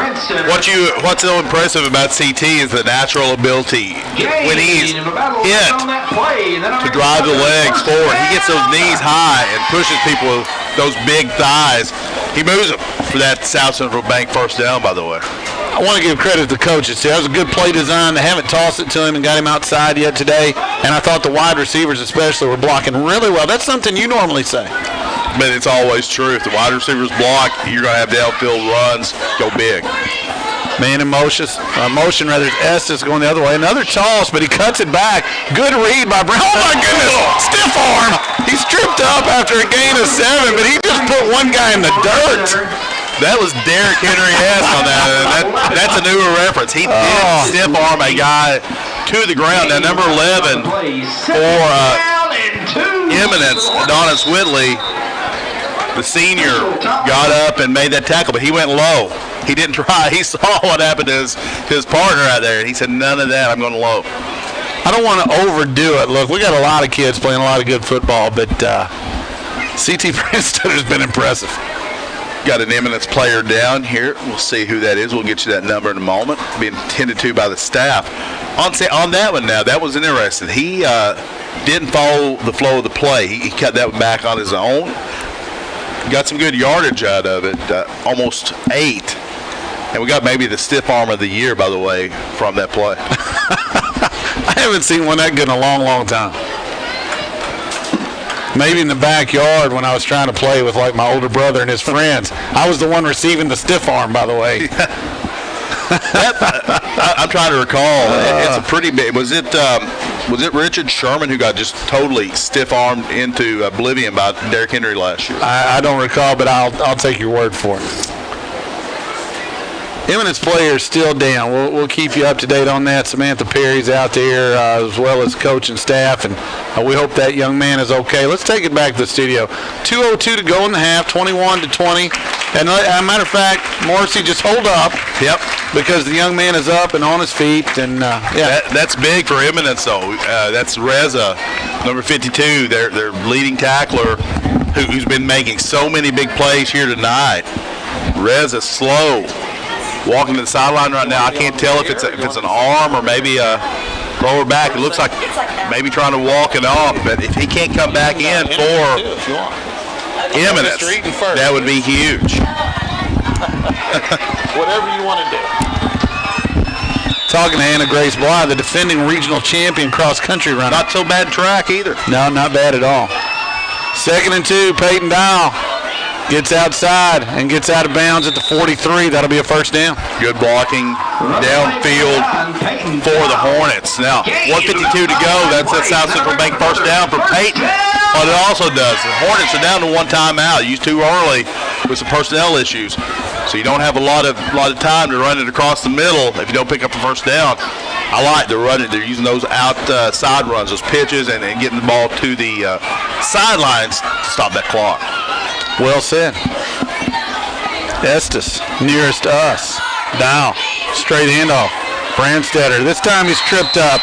Gets a couple. It's a good play there for Saunders. We've seen him do it all right here. He made that play coming from that linebacker spot, just line up. Well played. 15 carries in the first half for CT Brandstetter. Featured back for sure. Peyton Dow has 11 from the quarterback spot. Under a minute and a half to go. 2nd and 9. Dow rolls to his right. Has his man. It's caught, and that's Decker, I believe. First down, maybe. It's going to be close. I believe he got out of bounds. No, they're rolling the clock. Tad short and did get out of bounds. Well, Decker caught it. Nice catch. Haul it in a little low. It's going to be 3rd and 1 as we near the minute mark. We'll see if the Hornets are hustling up to the line right now. They're going to try to get one off quickly. Got the CT back there and Peyton Dial as well. We've seen both players gaining those yardage when they need that yardage when we need it. They're just going to give it to the quarterback. That's a good call. He's got the 40 and the 35 to the 30. First down. Clock will stop as they move the chains. 46.5 left in the half. First down, a South Central Bank first down for Peyton Dial, but can't say enough about this offensive line. Those holes, massive. Peyton Dial hitting them, and then just finding second level, no one there. I've got to ask, where was the original line of scrimmage? Anybody remember? Got to write this down. Keeping stats tonight. That's all right. We're going to give him near midfield. It's Dials up here. 19 then. Looking right, long down the sideline to SS, over his head, out of bounds. Going to be 2nd and 10 with 31.6 to go. Not the worst incompletion there. Had to get the clock stopped. 31.6 left. Football's at the 30. 21-20 your score. Eminence has the 1-point lead. The Hornets trying to put this in the end zone, and then they get the kickoff to start the second half. That'd be a big swing there. Both teams have been really hard to stop tonight. They really have. 2nd and 10, as you mentioned. Hornets down 1. Still haven't seen a lot of looks to Wyatt Blight. Maybe, as you mentioned, everyone knowing he's such a weapon, maybe it's a little hard to get to him. We'll see. He's coming out into the slot right now on the right side. I feel like they have Adrian Bailey, number 1, just really spying on Wyatt the whole way. Dial going to keep it again. Plenty of room again. Gets out of bounds at the 26. Give him 4, 3rd down. Wyatt Bly with a nice block outside. What Eminence not doing, they're not packing that box. They're keeping their guys out there. And the Hornets, to their credit, are spreading the field, using 3, 4 receivers oftentimes. That time they had twins on both sides to spread it out. I'm going to spot it at the 27, and so let's give Peyton 3 yards there. Again, stay with us. The halftime show brought to you by South Central Bank. Coming up shortly, we have assistant principal Joseph Eaton for sure, and maybe, just maybe, a second or two with regional champ Anna Grace Bly. We'll see. 26.7 left, 3rd and 7. Dial has the football. They send the blitz, but it works to our advantage. Dial has a first down and more. He's inside the 15 and out of bounds. That's just Peyton Dial being elusive, juking that Eminence lineman out to get loose, and then he just takes it all on his own. Great blocking downfield for that South Central make first down. A little bit of confusion in the backfield, and Eminence had it right. They sent a guy off the edge, and it was the right defensive call, but Peyton Dial made it work to our advantage. They put the football down at the 14-yard line, 21.2 seconds left. One timeout left for the Hornets in the half. Looking to take the lead back. They trail it by 1 right now. Dial, just straight handoff. Brandstetter, jump cut to the right, gets outside. Can he get to the end zone? He can. Touchdown, Metcalfe County. Great little trap play there. Bring it off its left guard.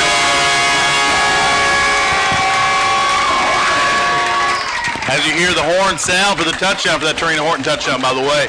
Bring the left guard across on the trap.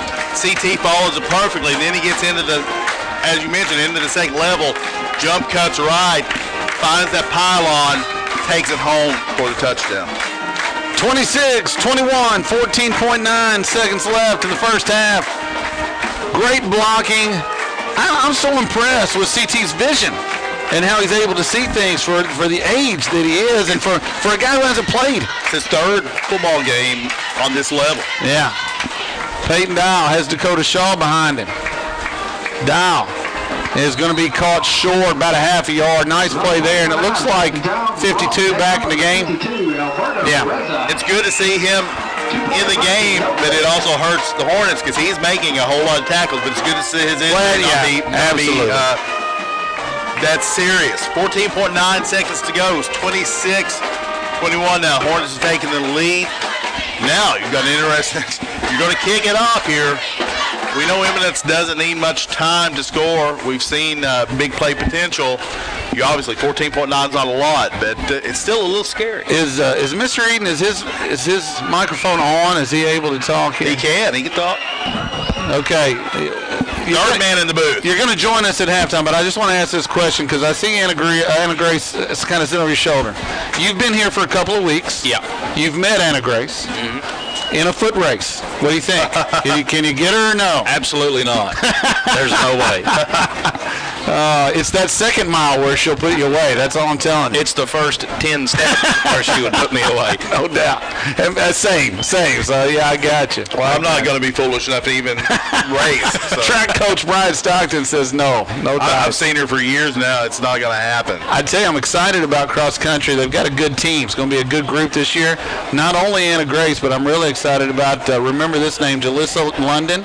Is it Jalissa or Jalissa? Jalissa London. Don't want to mispronounce it, but she is also fast. It's going to be a good group. I think we've got a shot this year. Absolutely. I don't want to look too far ahead past cross-country season, but you can see the freshly painted track. I'm looking forward to the spring already. How about that track? Looks good. It does look good. Dakota Shaw just kicks it out of bounds. Why not?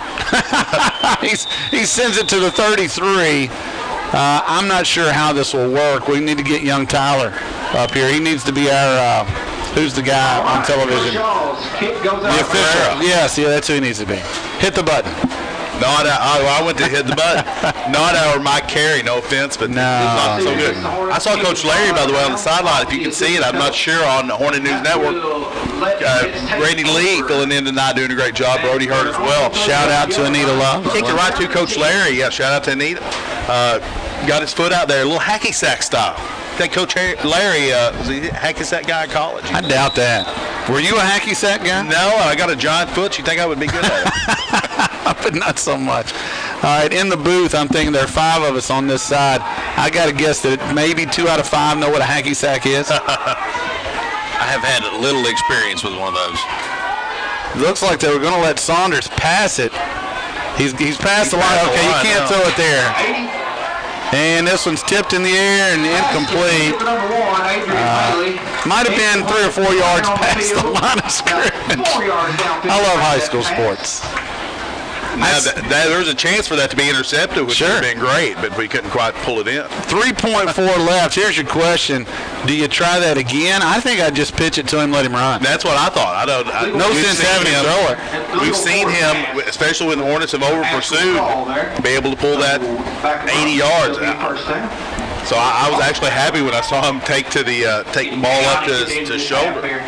Second down. 3.4 seconds left. A dangerous situation, though, because the young man, number 15, Devonta Saunders, the senior, has shown breakaway speed. And Adrian Bailey, number 1, no slouch himself. Number 11, Adonis Whitney.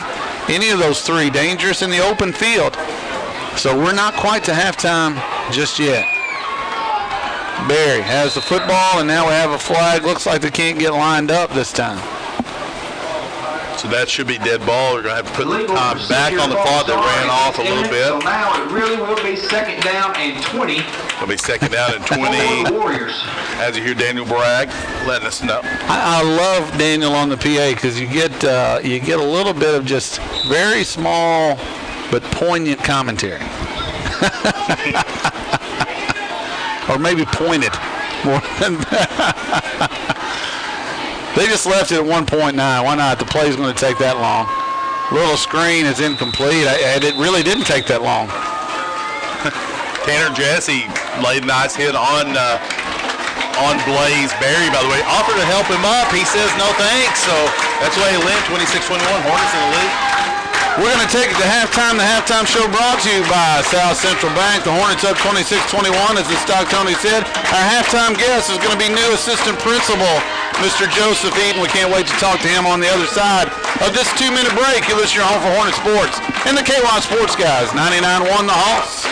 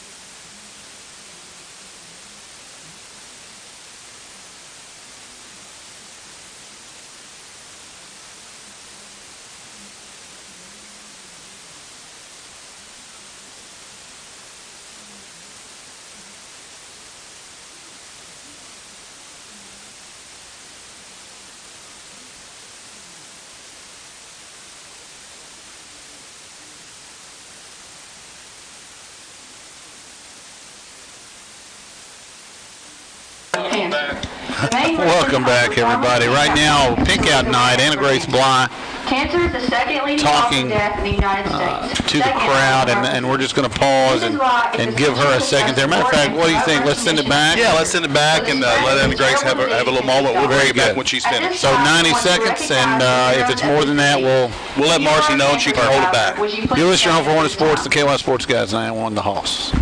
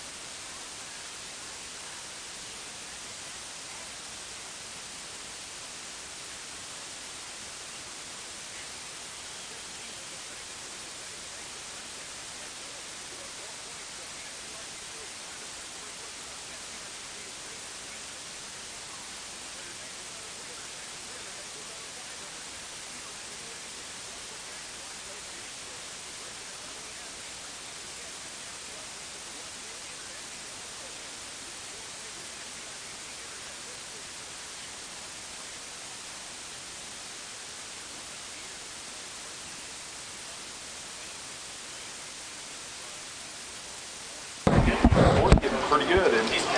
Yeah. See you, man. Good to see you. That's good. That's good.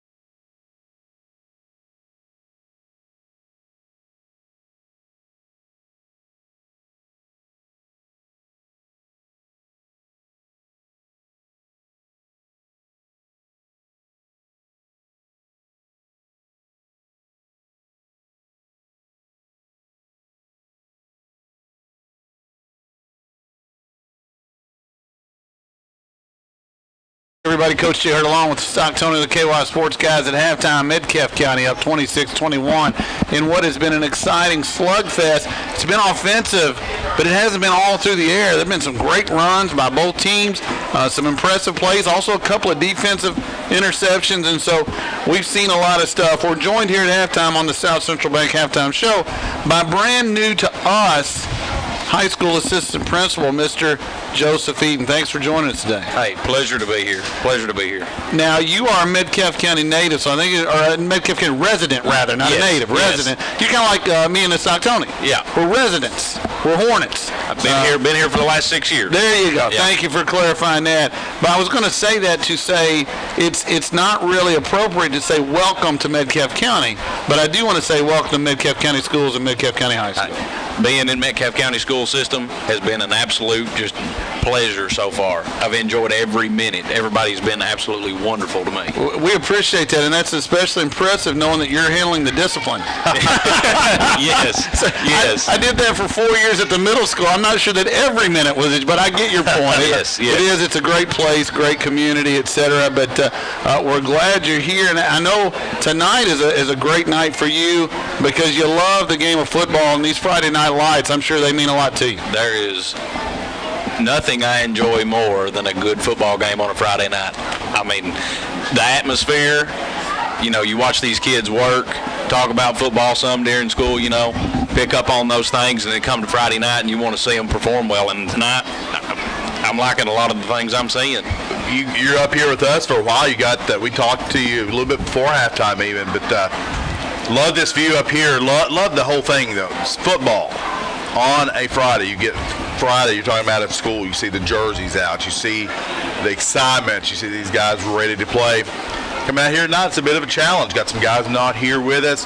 Got a team coming in that we don't know much about. But right now, you've got to like what you see from the Hornets. Yes, absolutely. I think those first couple of plays, number 15, I can't remember what it's Saunders. Yeah. I mean, he was he kind of reminds me, when you get your picture taken and you got that flash and your eyes kind of. I feel like those first couple of plays on offense with him that's kind of where we were. Kind of caught us, that flash kind of got us distracted, but now I think we've collected ourselves. Well, you come in. He's the one who put on his bio. Coach LJ talked about it in the pregame interview. He runs a 4.4. You see that. I can put that on my bio, too. That doesn't mean I do. Right. I'm not sure he's off by much, if any.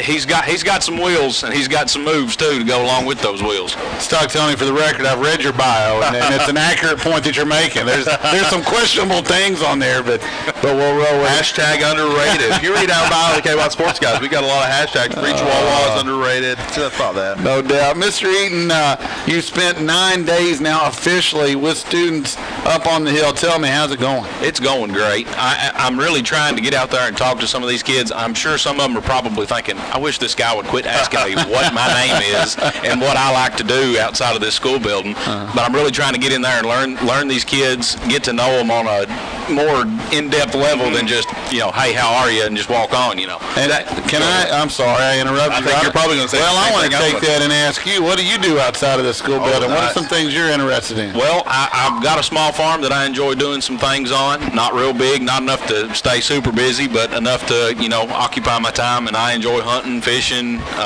doing those kinds of things in my spare time, too. So going back, it's a callback to the show from Wednesday night. You may have heard it. And Coach talking about Henry County, where Eminence comes from. Yeah. Would you ever schedule a scrimmage on the opening day of deer season? Well, I might try to avoid that. One of the three of us have done that before. And I've never scheduled a scrimmage, to let you know. Okay, so you're down. That should just be in the manual for scheduling games. You just avoid that opening day of deer season. The orange card should have that on there. Yes, absolutely. I didn't know, man. I was talking to some former players the other day, and I forget what they were talking about, and my mind immediately went to, man, we could win a state title, in my blind. And I looked at him and said, I'm sorry. My brain is just one track, and it's just basketball all the way. And I apologize for that. Deer season was the last thing on my mind. Real quick, I know most of the people know, but again, you've lived in Metcalfe County for the last 6 years. You're married to a Metcalfe County girl. Tell us about your family real quick. Well, I married, was Kayla Thompson. She graduated from the high school up here in... former student? Yes, former student. 2010 was when she graduated. Met her 6 years ago. Well, I guess it'd be 7 years ago. We didn't get married immediately, but it was like that commercial, right? Do you want to get married? Yeah. So yeah. It was pretty quick by today's standards, I suppose. But met her, and now we've got 2 children. Allie Jo is 4, and there's no way she's in bed yet. So if she's listening, hello, Allie Jo. And then we've got Wade, who is a little over 6 months old now. So my pride and joy right there. I'm going to ask a more serious question. I know you're probably dealing with the discipline, but I know you've taught in the past, and I'm sure there are other things. What are the things that kind of led you to education? I just enjoy the opportunity to help kids become the best version of themselves. Amen. Yeah. Now, I don't know that I've helped every kid that I've ever came in contact with, but I've tried. I've tried, and if I can help some, then I mean that's worth it. Excuse me. Yeah, what you're talking about, and I'm seeing it. I'm there. I see you every day. I give you atomic fireballs when I see you. You made up for. I'm telling you, Wednesday I walked in the house and I was like, golly, he's really. I mean, exactly. I don't know if I can look him in the face. Mr. Stockton went from pretty high level to pretty low level. Yeah, I mean, I was stopping in his room, chit-chatting in the evenings, You're sitting there thinking, man, I have an extra restroom duty I need to give to somebody. I'm going to that guy. I was wondering about that. But what you mentioned earlier, proactively with the student, I think that's where the discipline you stop becoming such a disciplinarian and become someone who you proactively stop a lot of the problems before they ever happen. Try to. Yes, try to. Try to build that relationship so maybe you avoid some of that. The sound effects. This is all new, right? Have we always had the I've never heard this. The horn, not this, but the horn when we score. Has that always been the case? We've had it before. I don't think we've had it recently. That's the stinger. Okay, that's the stinger. That's the stinger. I like it. I'm for it. And it's not very big, but it is loud. Okay, it it's is loud. I gotcha. We're visiting with Mr. Joseph Eaton. He's the new assistant principal up at the high school. Came to us after teaching for a while at Monroe County High School. Like myself, a Monroe County native, but has found hopefully a lifelong home here in Metcalfe County. Mr. Eaton, we're awfully glad to have you. And again, we just wish you all the best as you continue your work up there at the high school. I appreciate it, sir. It's been a pleasure. Mr. Joseph Eaton, the halftime guest. About a minute and a half to go. It's 26-21. Metcalfe County has a 5-point lead. The halftime show brought to you by South Central Bank. Let's take it back to the studio for another 90-second break. You're listening on for Hornet Sports and the KY Sports Guys. 99-1 the Hoss.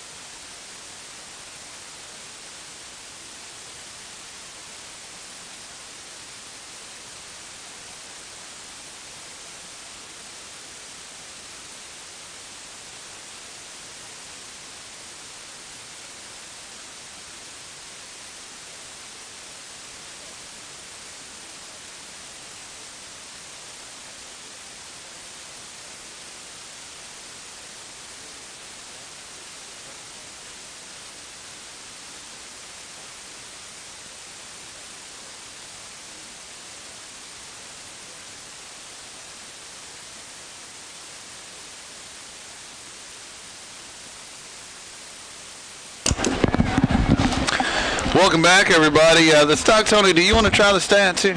Yeah, we got South Central Bank halftime show. We're in the 3-minute extra stretch period. What do you call this? Extra stretch period? I call it that. Period? I'm not sure. I don't know. That's, you see, both teams are stretching, so that's why I always call it the stretch period. I got you. If there's a better name for it, let us know. At KY Sports Guys on Twitter. Follow us there, by the way. Got to follow today from the Eminence football team. So thank you to those folks. So I think they maybe listened to the Coach LJ interview on our podcast app, and then they followed us. Appreciate the follow. We appreciate that. I'm going to have the tackles here, and I'm going to let you do the offensive stats through a half. CT Brandstetter with 1 tackle, Wyatt Bly with 2, Mason Estes with 2, Peyton Dial 1, Jace Rich with a tackle, Tyler Neal has 2, Dakota Shaw 1, Tanner Jesse 2, including a big tackle for loss.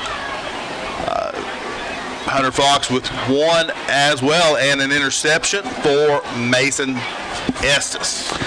Yeah, and look, I'm trying to add up all this rushing yards. It looks like to me, I'm not going to. Do you need an abacus? I need something. Maybe a calculator. I don't know, something like that. But it looks like to me, Peyton Dial, 5 of 10 through the air for 74 yards passing, 1 touchdown, 1 interception, but 14 rushes for well over 100 yards and 1 rushing touchdown plus a 2-point conversion for Peyton Dial. CT Brandstetter has 16 carries, and again, it looks like to me that he's got to be closing in on 100. I can't guarantee it, and I just can't add that fast. I wasn't prepared. I was too busy talking to Mr. Eaton over here. He has 2 rushing touchdowns. Wyatt Bly has a catch for 7. Really a quiet night for Wyatt so far, but let's see it in the second half if he can get rolling. And then Mason Estes, a touchdown catch, 39 yards on 2 catches. Jace Rich, a catch in 19 yards. And then one more. William Decker gets a catch in 9.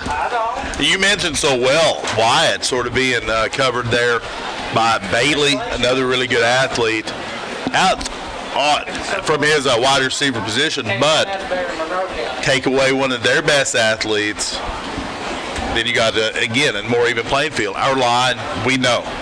Our line is dominating their line, our running game, pushing forward. We're getting most of our runs right up the middle and then cutting them when we reach the second level. That shows you that the holes are there. I think those will continue, but I think Wyatt Bly gets into this game, if nothing else, on some end around, some jet sweep, something to get the ball in his hands. The halftime show brought to you by South Central Bank. We're about ready to go. Metcalfe County should get the football to start this third quarter. 26-21, your score. Hornets up 5.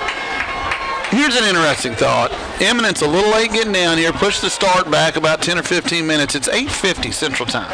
It's 9:50 Eastern Time. I think they were a little leg weary at the end of the half, and you wonder, will they be able to maintain their focus as the night wears on, coming out of that Eastern Time zone, about a 2.5-hour drive down here? We'll have to see. That's a great point. It's kind of the reverse jet lag. I'm not sure what you call it, but it's nearing. Let's call it reverse jet lag. What most people, I'm assuming, now that school started back, most people are probably thinking bedtime pretty soon. I got to be honest. I would be rolling pretty close right now. Dr. Law probably already in bed. He is keeping up some scores. Barron County up 28-7, by the way, last time we heard over Monroe. Barron had a big win last week against Warren East, now taking it to the Falcons. We may look back on that Barron win and say, well, that was a nice one. Well, we thought it at the time, but it may be more valuable as the season goes on. Third quarter about to get underway. Here's another one. We don't make predictions a whole lot because they usually backfire, but I do think this. If we can take this possession, march it down, and get a 2-score lead, and I don't think anybody's had a 2-score lead yet, that could also be deflating for the visitors from so far away. One thing that negatively about the offense we can say is we've not converted after those touchdowns. Those kind of things can, in close games, come back to haunt you. We'll have to see. We'd like to see the Hornets score and then convert. Had an early miss on a PAT and fell behind, and so we've been kind of chasing points a little bit there. Kick deep. Estes is going to let it bounce, and it takes a right turn and out of bounds. That's a break for the Hornets. Yeah, because that thing stuck and didn't go very far, but it went far enough. The Hornets will get it from really good field position on their own 35. I needed to be on this sideline. It needed to take a left turn. Then I could have went, left turn, Clyde. Oh, I thought you were going to left turn in Albuquerque, Bugs Bunny. So I like the Bugs Bunny reference, too. I bet nobody up here gets the left turn Clyde either, except probably me, you, and Dr. Law's not a movie guy, so I think you get that. No, but I've been to ask Mr. Eaton. We'll ask him on the show. He may come on the show with us this week. Oh, that'd be great fun. About Blue's Clues. We're not Blue's Clues guy, but Steve came back this week. I think his age folks are really effective with that. My kids watch Blue's Clues. Peyton Dial fakes the handoff, rolls to his right. He's wanting to throw on first down. Instead, he has to go big block. Jason Rich just laid somebody else. He laid off just enough not to get the crack back, so credit him.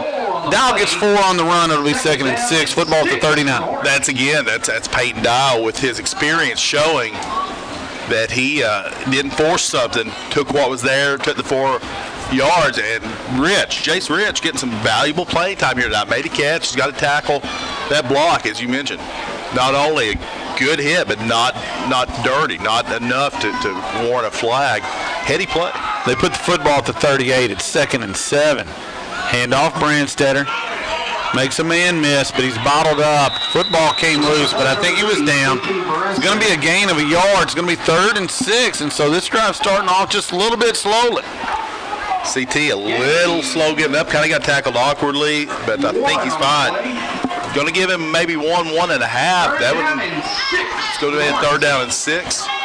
Just started in this third quarter, 11:20 to go. CT is going to actually come off the field just a little gingerly. Dakota Shaw replaces him. He'll be in the backfield. Mason Estes nearest us. He's the lone receiver. 2 to the other side. Peyton Dial is going to keep it. A design keeper. And then they've got a hold in the backfield, and then I thought they kind of wrangled Peyton by the face mask. We'll see if that one is not called. He comes up a little gimpy as well. It did look like they got him up high. The players on the field were wanting it, and Peyton right now in some paint on the sideline. We'll see the call. They're going to be a hold, though. Is that what you're seeing? The hold's at the 39. If they back them up, it'll be third down from the 29. So it'll be third and about 16. However, they could just take the play. It's about 4 yards short, be 4th and 4. I imagine they'll take the penalty. The more pressing news right now, Peyton Dial trying to walk off a bit of a leg injury. It doesn't look like something he might not be able to walk off, but right now he's not got his helmet. So Mason Essex is going to come in at quarterback. They marked the football at the 39. I thought he was further up than that, but it's going to be 4th down. The other problem is Peyton's your punter. Yeah, we'll see Dakota Shaw now dropping back to punt for the Hornets. Hasn't had to do that this year so far. Eminence in the number 1, Bailey back deep. And Dakota Shaw's going to take off. Can he get there? Oh, he's knocked out of bounds. The football's knocked loose. They're going to spawn it at the 45. Look, I think that's a great spot. That's a gift. That's a gift because it was knocked out of his hands and backwards. If they mark this at the 45, it's going to be a first down for Metcalfe County. That is very close. It looks like it's on this side of the 45. That's a first down for the Hornet. Oh. Peyton Dial putting the helmet back on, but you see Samantha Perry working on CT Brandstetter, stretching him out. Not sure if it's a cramp or maybe a bit of a muscle tweak. CT getting the help up now. He's wanting to come back in the game as well. And he's going to get out there. Again, they put that at the 45, and a lot of times, I used to tell my teams this all the time, we always whine and cry when calls go against us, and we never remember when calls go for us. They measured it. They're going to measure now. They gave us the first down, now they're bringing the chains out. I'm not sure they got it with this spot. I thought it looked a little iffy. They're going to bring. We can't. So we had a signal for the first down. Yeah, there's a flag. Looks like Eminence has got a helmet off. So either way, this is going to be. Well, actually, it may not. If this is a dead ball foul, it's a first down either way. So now, tack on 15. So to recap, let's recap. First down, Dakota Shaw on the fake punt gets just enough. Then an unsportsmanlike conduct penalty against Eminence. I think number 11, Adonis Whitney, took his helmet off in the field of play. I don't know that there's anything beyond that. He's a little mad now. So there might have been some chirping. It's hard to tell up here whether people are talking or not. Look, what you mentioned is sometimes the play goes against you, sometimes it goes for you, and you sometimes tend to forget those that go for you. That one definitely in the favor of the Hornets. We're going to get the first down, not only that, but 15 yards. I understand Eminence being upset on that play, but you got to keep your cool about you, and all those are losing their heads and blaming it on you. It's funny. I read that today just for a little bit of inspiration. If by Rudyard Kipling. Yeah, I paraphrased. Yeah, you were right there in the vicinity. After all that, folks, it's 1st and 10, Metcalfe County at the Eminence 40. 26-21. Hornets have a 5-point lead in the football. Handoff, Brandstetter. That was an aggressive run that time. Flag flies. CT's down at about the 33. Let's see what the penalty is. We'll see about, you're talking about Eminence coming down here Eastern time. It's getting near 10 o'clock Eastern. This game's going to go on for a while. The Hankies aren't speeding it up any. And CT is, I don't know if he's turned an ankle, but this doesn't look good. He's really limping. He was already favoring that lower leg. Yep. Now he's once again hobbled, trying to walk it off. I think he's a tough kid, you know that, but there comes a point where you may have to just that's it. Maybe cramp. Let's hope it's a cramp. I hope saw it's Samantha cramp. stretching him, excuse me. Great to have. We got such great training staff here, Metcalfe County, and having Samantha Perry back is definitely a big win for us. I think what we have is a hold. They march it off 10 from the 36 back to the 46. It'll be first down and 16. And if it's a cramp, and I believe that it is, you know, CT's young enough, he doesn't understand football parlance, man. Lay down on the ground, take some time. Wait for somebody to come out there, and we'll get to you. And now we have a flag in the backfield. Surely it's not a delay of game. That usually comes from about the only thing for the back judge, but he's counting now. He's counting people. Illegal substitution should be against Eminence, I believe. Too many people. Number 21 runs off as far away from the coaches as he can, right? Hustle off, but not near the people that are yelling at you. We are a minute and 40 seconds into this third quarter, and we've been playing it for about 10 now. Oh, it's been a long night. But as long as it ends with a victory, it'll be a good night. So what we've basically done is move the ball back to the original line of scrimmage, minus maybe a yard or plus a yard. So it's about 1st and 10.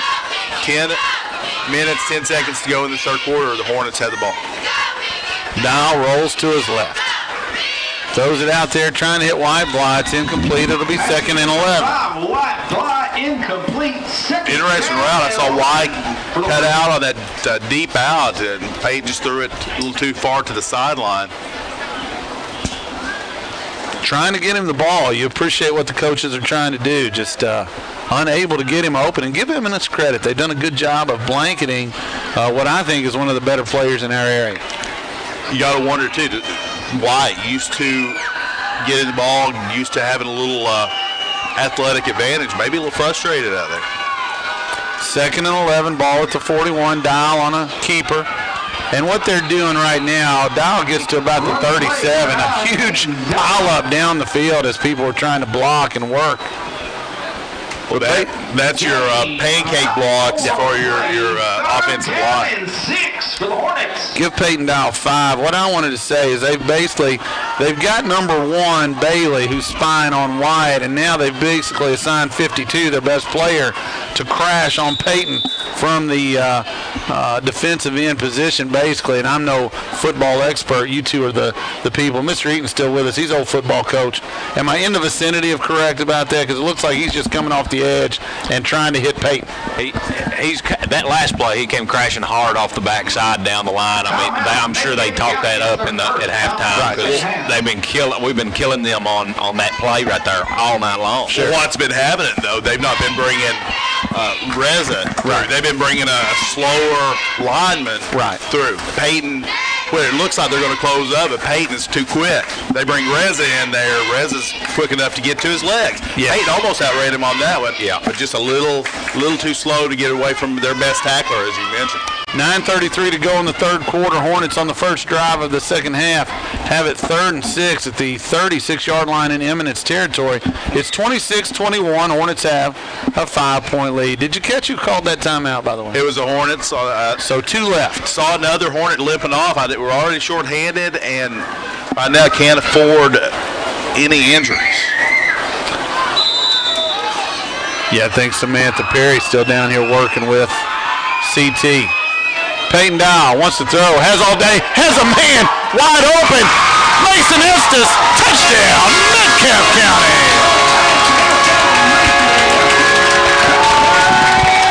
That was slow developing for the Torino Horton. Touchdown to Mason Estes. Looked like the free safety just bit up on the crossing route. I think that was William Decker running the route across the middle, and the free safety bit up, and it left Mason Estes wide open across the middle. Easy pitch and catch from Dial to Estes. You made a reference to the Bucks-Cowboys game last night. I didn't watch all of it, but I had Mike Evans in a fantasy league, and he didn't get any catches. Oh, no, Mike Evans bad for it. The only one. But Mike Evans is the number 1 guy. You're almost seeing that tonight. See, they're blanketing Evans, right? And so Goodwin and Antonio Brown, they get all the catches. 2-point conversion. Dial rolls to his right, has his man. It's caught. That's good for 2. And that is, I can't see. I believe that's blind. William Decker. No, number 4, William Decker. All right. Has the 2-point conversion, so William Decker gets 2. That's 2 catches for William on the night, and that one goes for 2. Makes the lead 13, so that means 2 scores would have to make, both point afters if that were the case. 9:25 to go here in the third. Hornets go up by 13, 34-21. Going to kick off after this 30-second break here on your home for the Hornets and the KY Sports Guys. 99-1, the Hawks.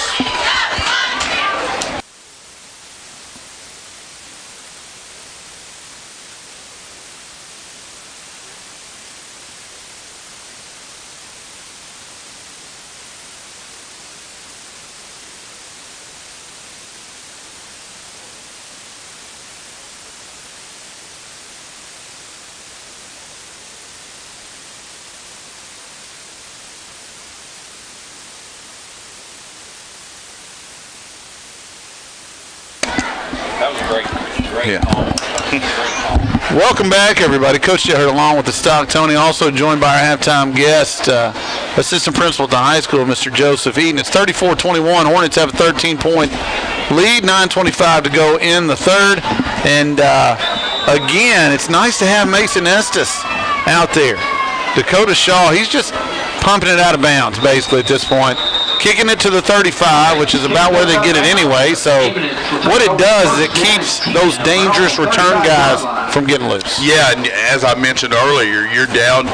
Basically, you've got a lot of guys who would normally be on the kickoff coverage team who are on the sideline tonight. So you're playing guys on the kickoff coverage team who are not normally used to playing there to fill in those holes. So you really don't want those 2 or 3 good athletes from Eminence, as you mentioned, with the ball in their hands.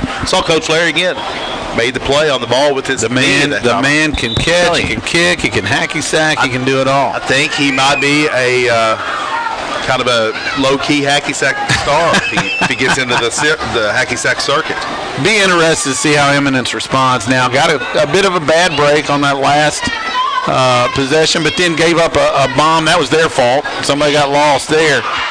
Down 2 scores. High snap. Berry pitches it.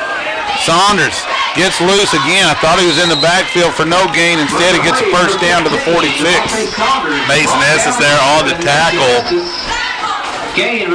CT Brandstetter, he looked like he's struggling right now with that lower body. I don't know if it's a cramp or something else, but he just couldn't even attempt to make that tackle. He's back on the sideline now. Samantha Perry, some attention.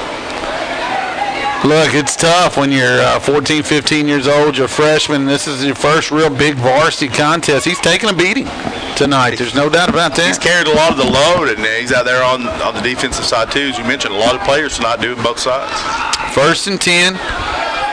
Berry throws it over the middle. Has his man. That's Bailey.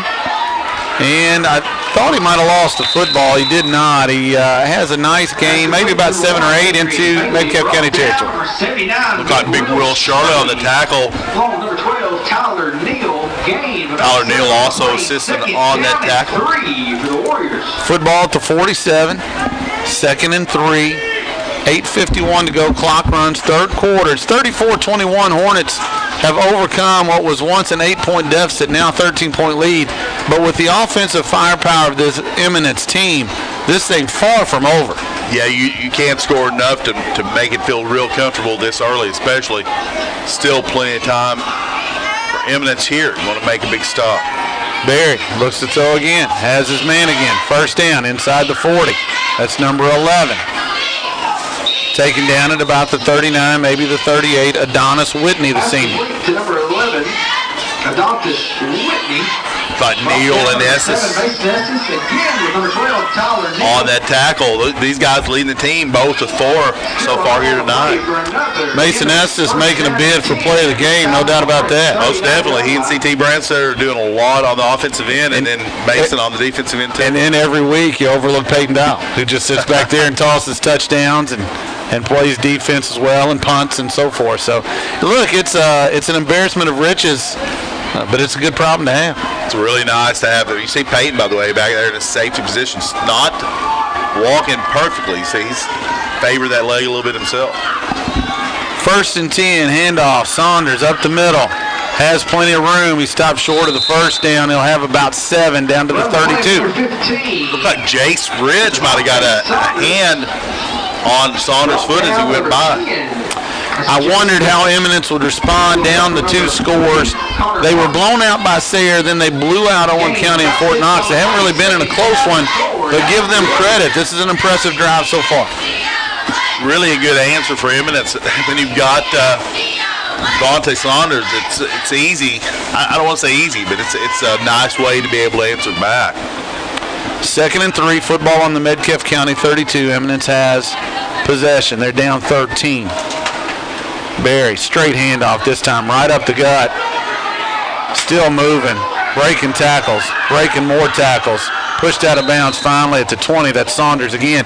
Look, if the first guy that got to him was able to tackle him, and I say that no criticism because this guy's strong, he's fast, but he's almost all his yardage is after first contact. Yeah, he broke 2 tackles there, again going in high, but just a strong senior running back. You also see him now. He's played both sides of the football, taking a little bit of a breather, but he's got to be getting tired as well. And this has been a long game. It really has. Berry tosses it out, has his man Bailey on the right side, away from us. Probably a first down there, right at the sticks. Give credit to William Decker on that tackle. That he is. Yeah, he's cramping or what? Yeah, he's around the knee or the calf area. He's holding on to left leg. We'll see if he's gonna be able to walk it off. 9-yard line. Not sure if they've recognized the injury yet. If he stays out there, that's a problem.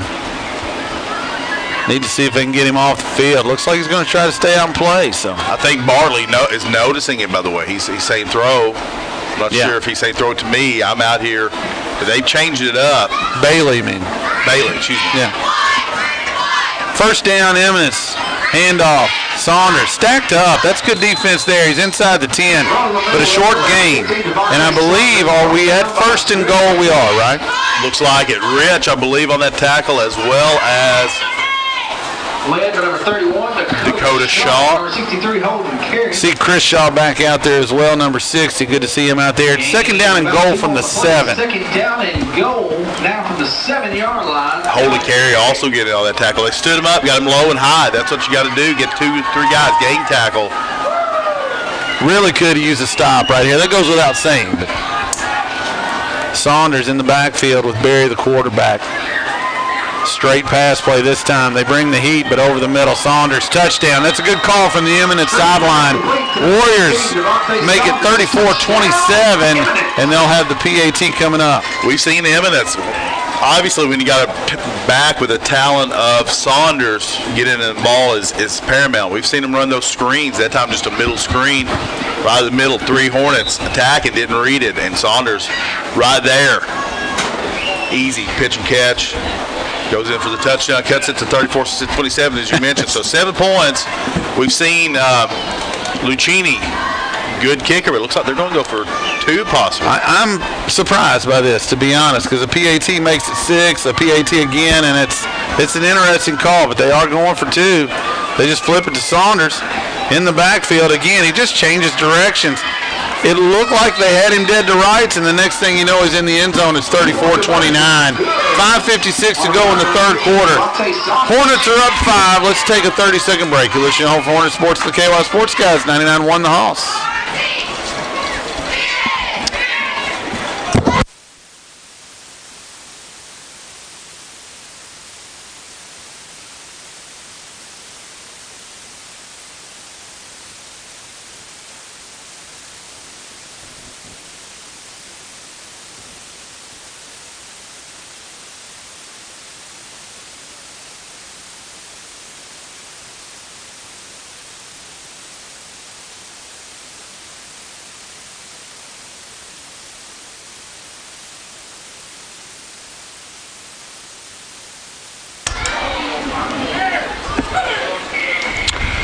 Welcome back. 5:56 to go in the third.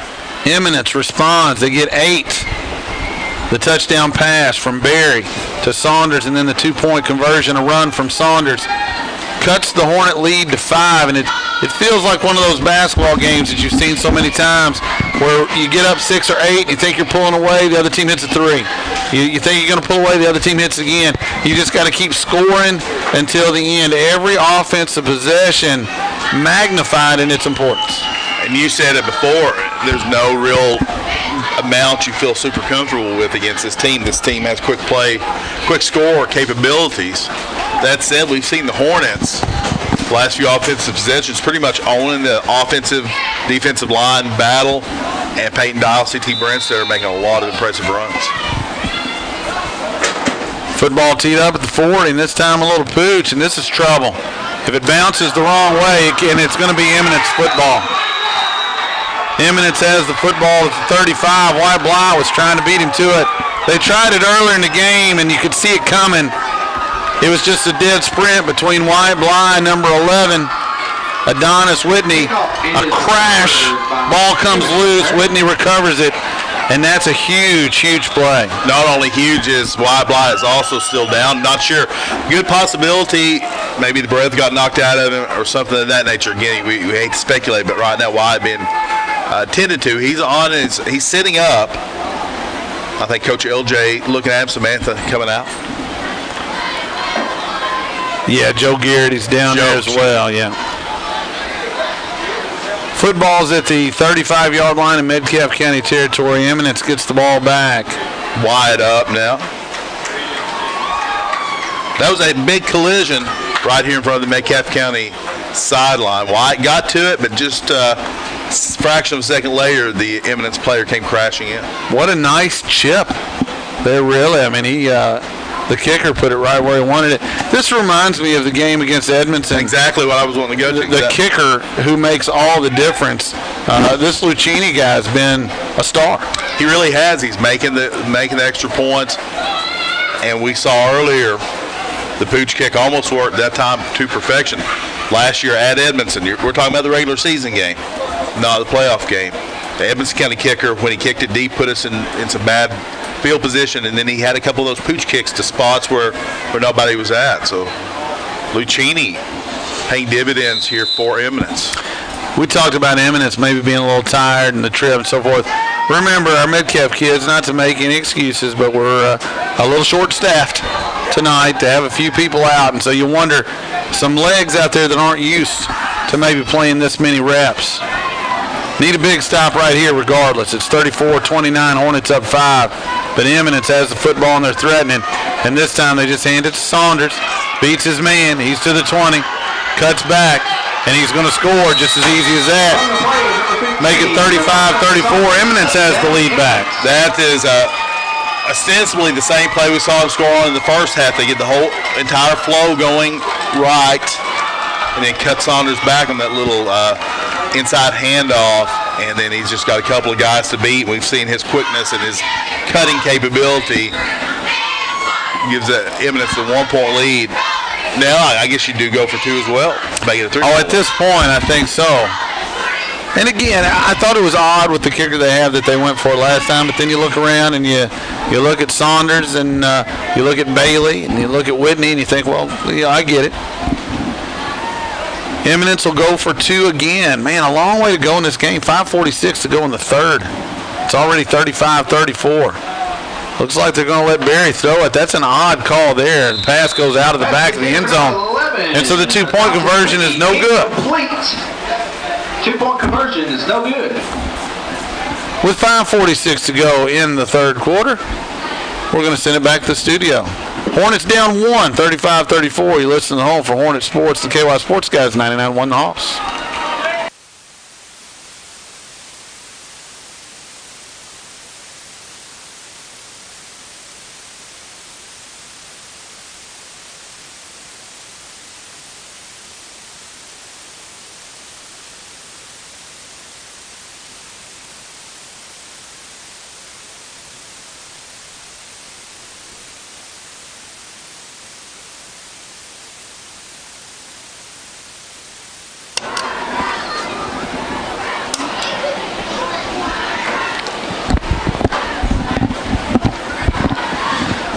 Welcome back, folks. A lot of football left. Metcalfe County had stormed to a 34-21 advantage. And then just like that, 14 straight from Eminence makes it 35-34. 5:46 to go in the third. You mentioned it. When people are scoring, the clock stops, and then there's a break. And this has been a lengthy game. I don't know that either team really was looking forward to that. Our kids, certainly we've got a lot of people playing a lot of snaps. Haven't been able to practice full speed all week. Eminence has had a 2.5-hour bus ride. It's as good for one as the other. But neither team probably wanted to stay out till midnight, but that's what it looks like. And you're talking again about not making excuses, but a couple of the Hornet players, we couldn't afford a whole lot of injuries, a whole lot of issues. And right now we got CT Brenster on the sideline, Wyatt Bly on the sideline. So a lot of attrition here for the Hornets. We're already shorthanded, excuse me. It's all right. Lucchini's kick taken by Estes. Gets up close to the 40. Nice return. It'll be 1st and 10 for Metcalfe County at about the 39. Mason Estes really mentioned earlier having a really nice game for the Hornets. Good return. We've seen a lot of nice stuff from Mason on those deep kicks tonight. Peyton Dial, you talked about people being banged up. He's taking a bit of a shellacking back there as well. Got kind of hit up around the head earlier, but he's hanging in there, doing the work. Wyatt Bly back on the field. We're going to see, I believe Wyatt may play tailback. CT I like it. out right now on the sidelines. You're really down to what would be your 4th-string running back tonight, or your 4th-string tailback. So Wyatt's going to take some snaps there. Just a straight pitch. Wyatt Bly to get him on the edge. He's got plenty of space. Gets about 6 to the 45, but I like the idea. One of the Eminence players, I can't tell who it was, closed that down. There's that guy again, Reza, showing that speed from that end position. Wyatt, though, still making a nice, 5.5-yard gain? Yeah, got it to the 45, started at the 39, so if you give him 6, I'd take 6 at a time. Straight pitch and get to the outside, no problem there. And again, you almost want to take up time. You'll score whenever you can, but eat up clock and don't let Eminence have the football back. Pitch this time goes to the right side. Yep, plenty of room. Wide Bly. Past midfield. He's down at the 41-yard line. Nice play call there. You send the man in motion. You get 3 receivers to lead that out, and then no Eminence player really flowed with it. There was a lot of room when White got that pitch. There was a lot of green ahead of him. Made a nice game for that South Central Bank 1st down. Football at the Eminence 42. Metcalfe County down a point. 35-34 in the 3rd. 4:45 to go. Clock runs. Wyatt Bly 2 carries and 19 yards. That's not a bad average. You felt like eventually Coach LJ, he does a great job, and his coaching staff does as well. We've got an official timeout. But you knew it'd just be a matter of time until you had to figure out a way to get Wyatt Bly the football. Yeah, you have to get the ball in his hand to have the last 2 plays. Peyton Dial keeps it on the quarterback keeper. A lot of room up the middle. He's drugged down inside the 35 to the 34. That'll be a gain of 8. Reza again on the tackle. He's got to be up in the double-digit tackles here for Eminence tonight. He's going to take a little bit of a break, kind of holding that right arm a little gingerly as he goes to the sideline. Give Peyton Dial a lot of credit. He has made some tough yards for a quarterback up the middle. Blocking's been solid, but takes some guts to get in there and run as hard as he has. We had a really nice angle on that one. It's almost like Peyton just got in behind his offensive lineman and just sort of in the little pocket they created for him to get that nice 7-yard gain. We'll call it 2nd and 2. Dial keeps himself a busted play that's going to work out. Dial falls down at the 28. Kind of ran into the back of his receiver. Good South Central Bank 1st down for Peyton Dial. That's where Wyatt Bly not being a running back by trade and really probably not taking a whole lot of snaps back there throughout his career. He goes one way, Peyton turns in the other. Peyton makes the best out of it, gets that 1st down. It works. Down to the 28. And that works because you've got an offensive line out there blocking to make that hole. I feel for Wyatt because, how in the world would you know right or left back there? It's like, man, I'm a receiver. Little toss. Bly has it again. Gets outside. Flag's going to fly. Wyatt would have had about 7. Another flag flies. Flag on the field. There are 3 flags down now. I think we're going to. I think White had the referee threw 2 of them, so he's packing 2 flags at least. So again, I think the side judge threw one. 2 penalty against holding. 2nd one's declined. The first penalty. Go ahead. Well, I find it interesting with the runs that we've not seen a whole. I remember on Eminence as much as they've run, and those plays that go one way and flow back the other. A lot of times people do reach and grab. Going to be placed at the 49-yard line. Trying to get Wyatt Bly outside. It's tough sometimes to get out there and block in that situation. Tell you one thing we've not seen this year yet. Bag of tricks. We know Wyatt Bly can throw the ball. Great point. 2 receivers near side. Bly again moved to the tailback spot. Dial. Straight handoff. Wyatt Bly up the middle. Has space. Gets back to the original line of scrimmage, but he lost the football. It's on the ground. Let's see who has it. Eminence thinks they have it, but I think Metcalfe County has come up with the ball. Big Will Shirley went in there and got it. Eminence is pointing towards there, but Will's sending there with the ball. Yeah, and in high school football, you're not going to be able to go back and say anything else. If Will Shirley has it, it's got to be Metcalfe County ball, although they are talking it over. Wow. They're going to give it to Eminence. Fumble recovered by the Warriors. They'll take over first down and 10. Not sure how that works. Will Shirley had the football. Well, you talk about breaks that go in different directions. I'm not sure I've ever seen anything like that. Well, Will Shirley clearly had the football. Official timeout on the field. They're going to come explain to Coach LJ, but he's holding his temper much better than I might be at this point, I think. 2:45 to go in the third. It's going to be Eminence football. They're not going to change it. And what they're going to say is Eminence had it on the ground, and then afterwards Will came up with it. But I don't know. I'm not sure how you can rule in that direction. I'm not sure there was an official there to see that quickly, and the pile happened so fast that I'm not sure that the ball could have been secured that quickly. Yeah, it looked clear that it was still loose. But Eminence is going to have it at the 34-yard line. They have a 1-point lead, 35-34. And so give Wyatt Bly the carry. Give him about, probably 4 or 5 yards. Sounds good. 2:45 to go here in the third, by the way, you mentioned. Sure, but the ball comes loose. And look, it is imperative at this point, as hard as it may be, to get a stop somehow. Saunders, we haven't kept Eminence's stats. I would hate to guess what he's got, but it's locked. Barry stands at his own 30 for Eminence. Hornets show blitz. Still waiting. No clock yet. Not sure what's going on there. This is taking forever. Straight handoff. Saunders up the middle. Cutback. Gets the outside. Flag flies. Out of bounds. Play number 15, running out of bounds to number 5. Fortunate that will still probably be a first down. I think it's going to come back 10 yards from the 44 of Metcalfe. So it'll go back to Eminence's 44 on that hold downfield. Again, Saunders pretty much doing what he wants.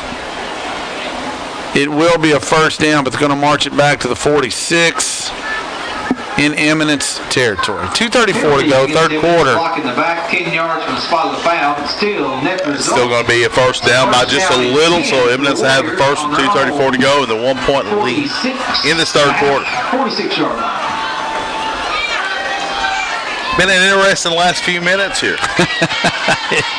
Indeed it has. The Hornets are a recipient of a break on a first down. The Eminence are a recipient of a break as well. I guess it's evened out, as you mentioned. To some degree, yeah, probably so. First and 10, Eminence football at their own 46. It's 35-34. The Warriors have the 1-point advantage over our Hornets. Saunders, he's been the workhorse. He's back there. They put a man in motion, and they toss it to the man in motion. That's number 1, Bailey. He gets the edge on the right side. He's down the sideline. He's inside the 35 to about the 32 and out of bounds. Jace Rich in there on that one. Going to force him out. But another big first down for Eminence on the little jet sweep or shovel pass. Football at the 31-yard line. I know I'm beating a dead horse. I'm shocked. It's the third quarter. There's a lot of stuff left to happen. 9:28 Central Time. We're going to have to make a play that causes a turnover. That's the simple truth of that. Yeah, turnovers obviously hurting us. We're not being the recipient of it. Now the clock is on. Back judges count. They're going to have to call a timeout or take a penalty here. Penalty against Eminence, delay a game. Daniel Bragg was on it before the flag flew. He was watching it too. Delay a game will march them back 5. Well, that's a good start. Look, first and 15 is a little tougher. And so the ball is going to be marked at the 36 in Metcalfe County territory. 2:06 to go here in this third quarter. We talked about it early on. Eminence, they just go to the line, look to the sideline, and now apparently the communication not going well. For the second time tonight, Eminence's coach has thrown his hat. And he calls what I believe is his second time out. Does that mean he's running for office? It could be. 2:06 to go in the third. Eminence 35, Metcalfe County 34. Barn burner up here on the hill. Let's take 30 seconds. You're listening home for Hornet Sports and the KY Sports Guys, 99.1 The Hoss.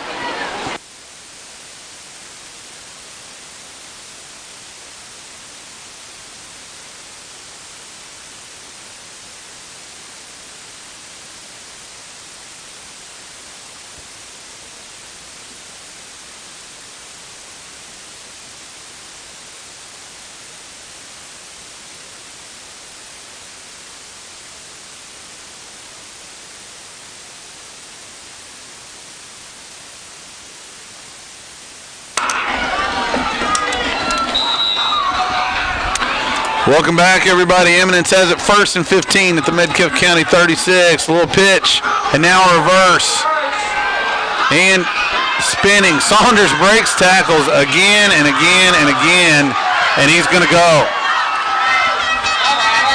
Barry Sanders-esque, if you want to go back, we've talked about old running backs. That's just a lot of jump cuts, a lot of misdirections, a lot of making people miss. It's deflating because we're defending it properly at the point of attack. You have people there. We're just not making the tackles.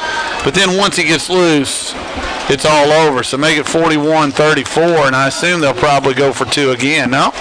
We'll send the kicker out and try to make it 42-34. This is making an 8-point lead. Yeah, I get the strategy, but what they've been doing the last few times is just taking the 2, and 2 would make it a 2-possession game. But as it is, they're going to try the PAT, number 7, Adam Lucchini. And I guess from a Metcalfe County standpoint, I like it because it means it's still a 1-possession game, which is what you want. Lucchini. They take a long time. Gets this one away, and it's through. Make it 42-34, so the Hornets down 8, 1-possession game, 1:52 to go in the third. And again, we were down 8 before.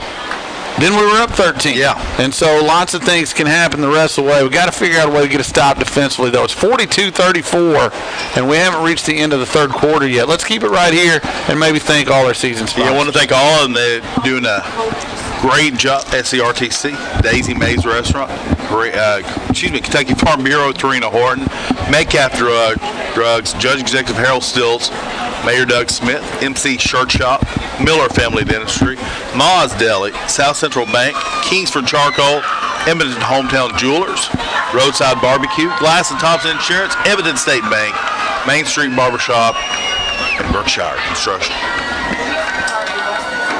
Now you got a point, though, by the way, again, a kickoff. We've seen the pooch kick be very effective. Kicking it to Mason Estes has not been very effective for Eminence. If I'm them, there's no way I'm kicking it back there. I'm trying the pooch kick again, so the Hornets have got to be ready. It almost has a feel, and I mean this in the nicest way, but it almost has a feel of kind of middle school, elementary basketball. We want to score, and then we want to onside kick it, so they don't ever get it back. I think Eminence similarly, although they kick it deep this time. Estes has it at the 17. Heads to the middle of the field. Now cuts it outside. Gets close to the 40s, down at the 39. Return on the play, number 7, Mason Estes. Good return again from Mason, and there's a little confusion out there on the blocking scheme for the Hornets. But, again, just so many new folks out there for Metcalfe County tonight. So really nice, Mason. Again, making his play for player of the game. 1st and 10, Hornets at their own 39, 42-34 is your score, 1:45 to go.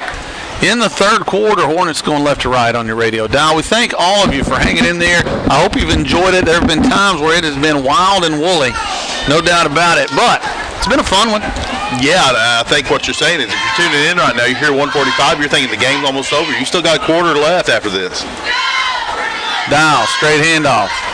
Bly trying to get outside. Cannot. He's slung down at the 40. Gains a yard. Run the play, number 5, White Bomb. Drop down, number 15. On that one there, Saunders making the play on defense. I tell you, Saunders just an impressive athlete all around for Eminence. Well, and I wondered what Eminence would do the second half, but I think they now have momentum on their side. They're smelling an opportunity at a W.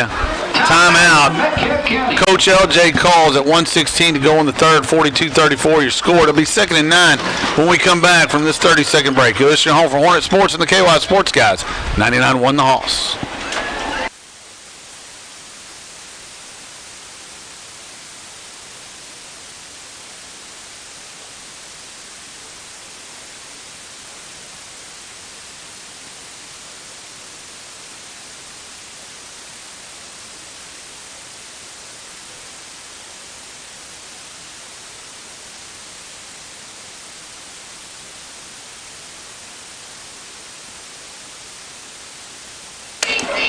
Welcome back, everybody. Coach J. Hart along with the Stock Tony.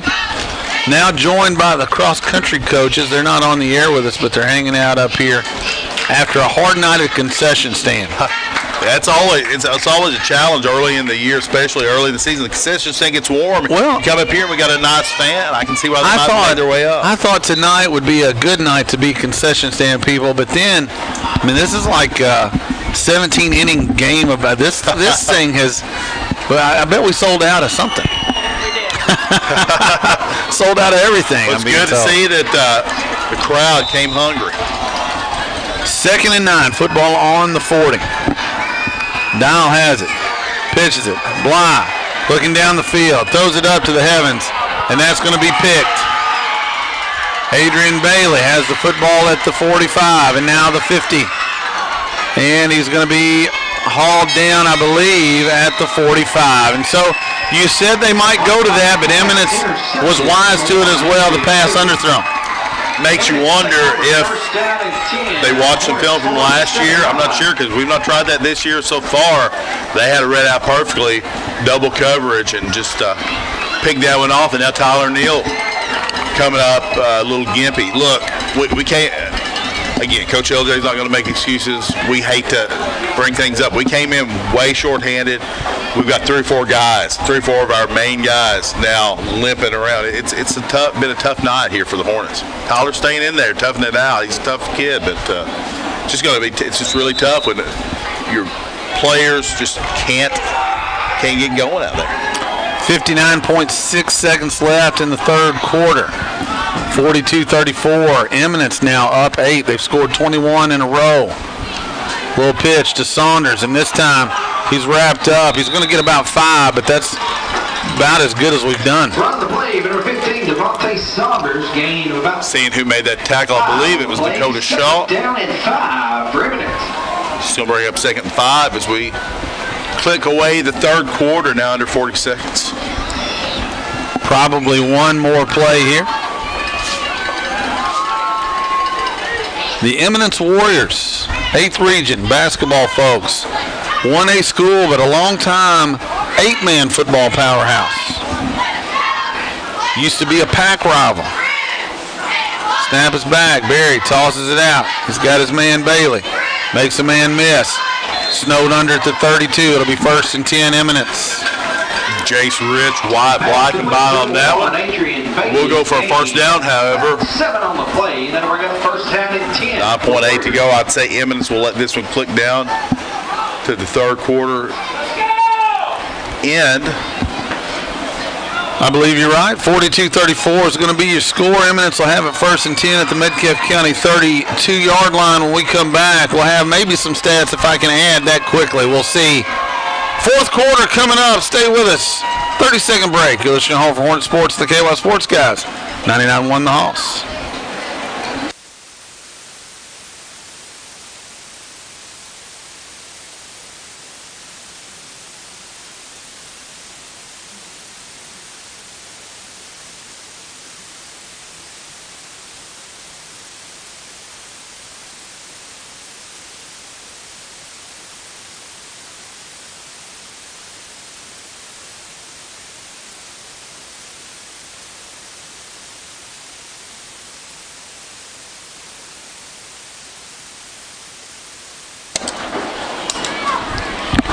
Welcome back, everybody.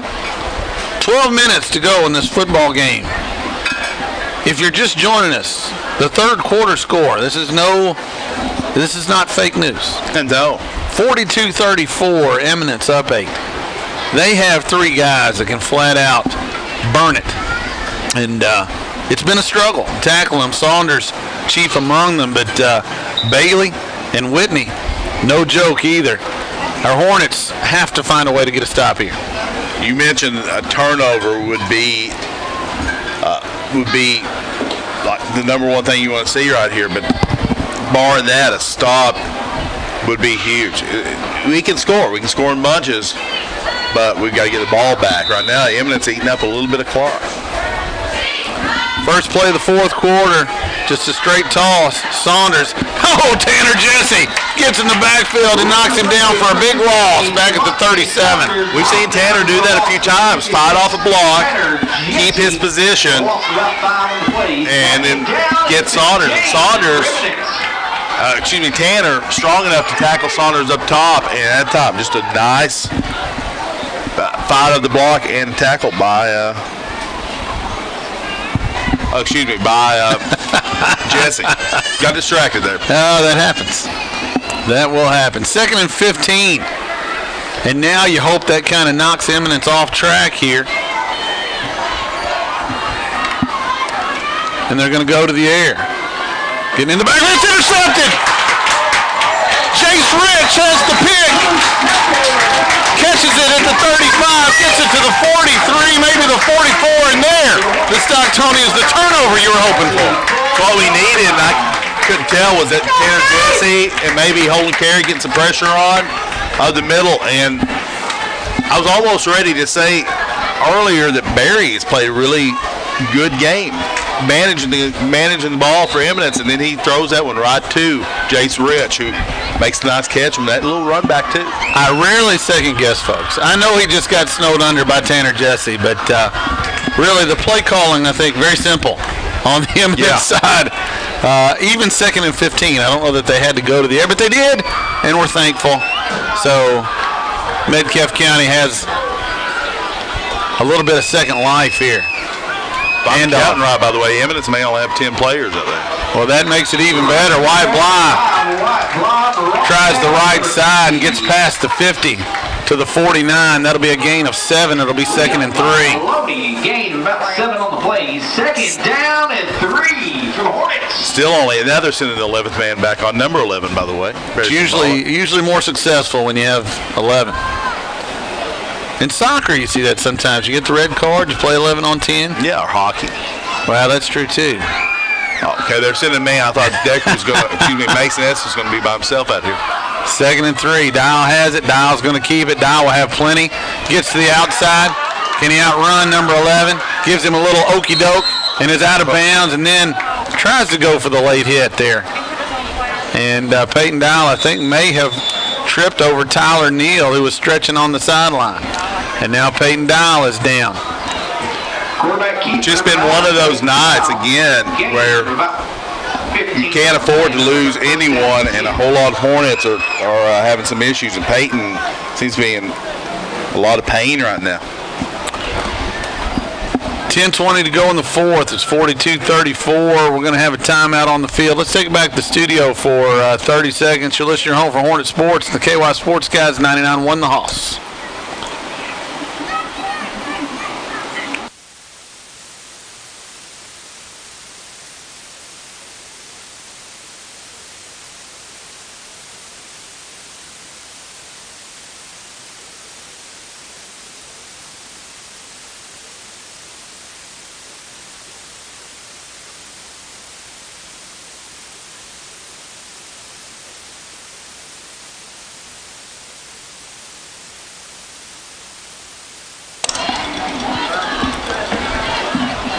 Welcome back, everybody. It's going to be 1st and 10. Peyton Dial does pick up the first down. He's over here trying to walk off that injury. We're going to give him a gain of 6 on the play. It's 1st and 10 at the 41. Mason Estes has it now. Handoff. Wyatt Bly makes a man miss.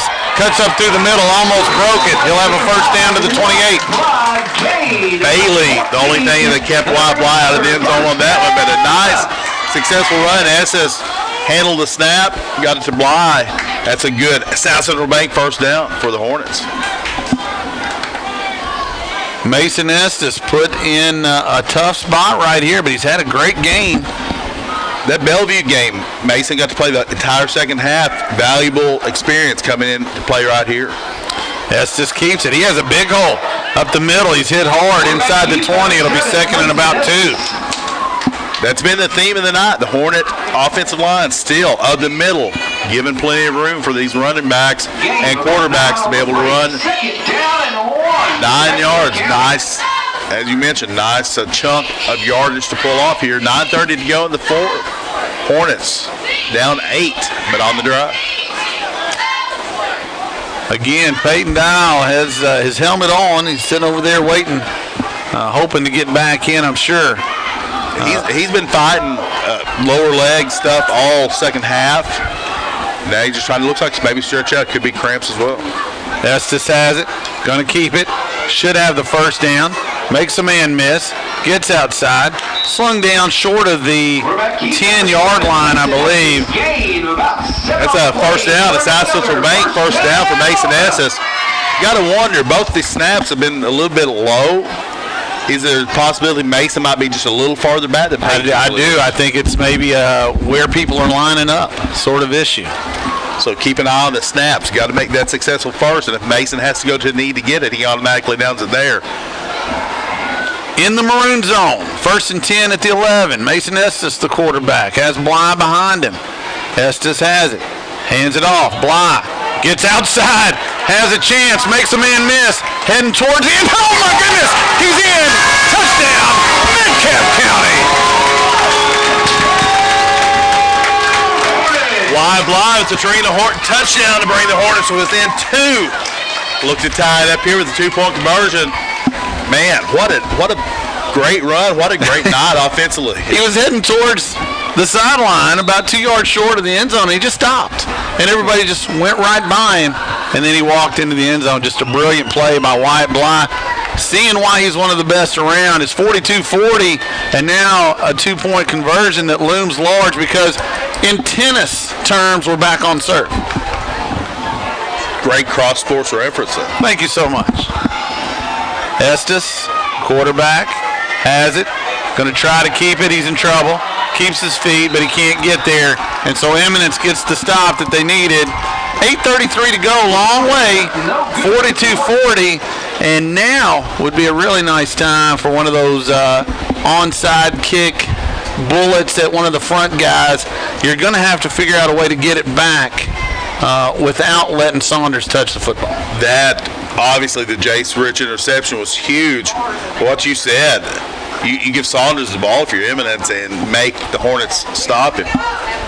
To their credit, we've said it all night, Eminence has done a great job on their front line on the kickoff team of swallowing up that ball, not letting the Hornets have any chances at it, other than one example where Mason Estes almost got to it.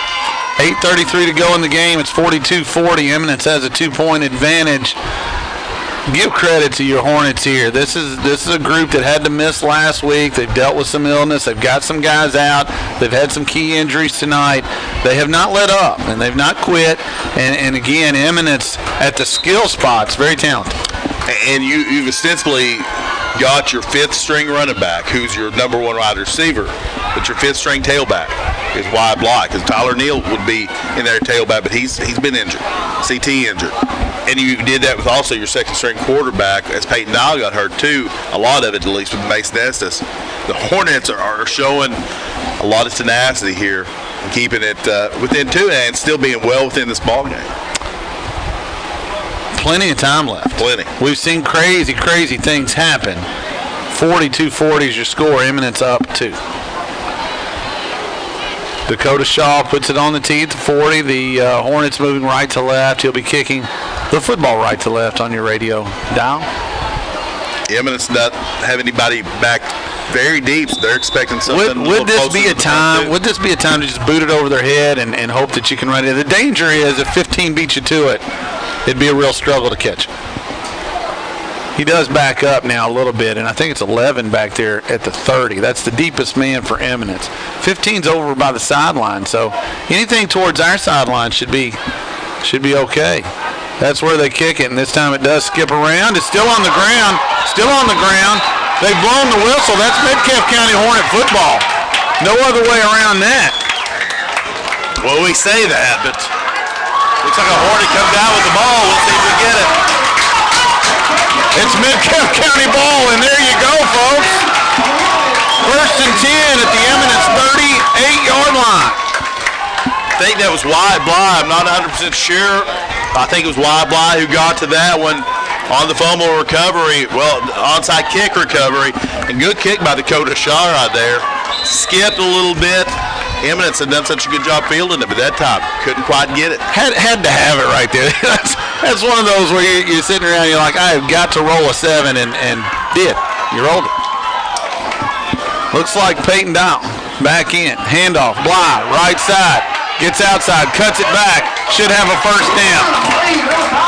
South Central Bank first down for Wyatt Bly. Great blocking from the Hornets. Again, another shoestring tackle is all that kept Wyatt Bly from possibly the end zone on that one. But a first down as we near the 8:20 mark in this fourth quarter. Hornets down 2, but on the drive after recovering an onside kick. I tell you, you're almost looking at this too, thinking, all right, if we score in 2 or 3 minutes, even if we don't get, let's make sure we get it back.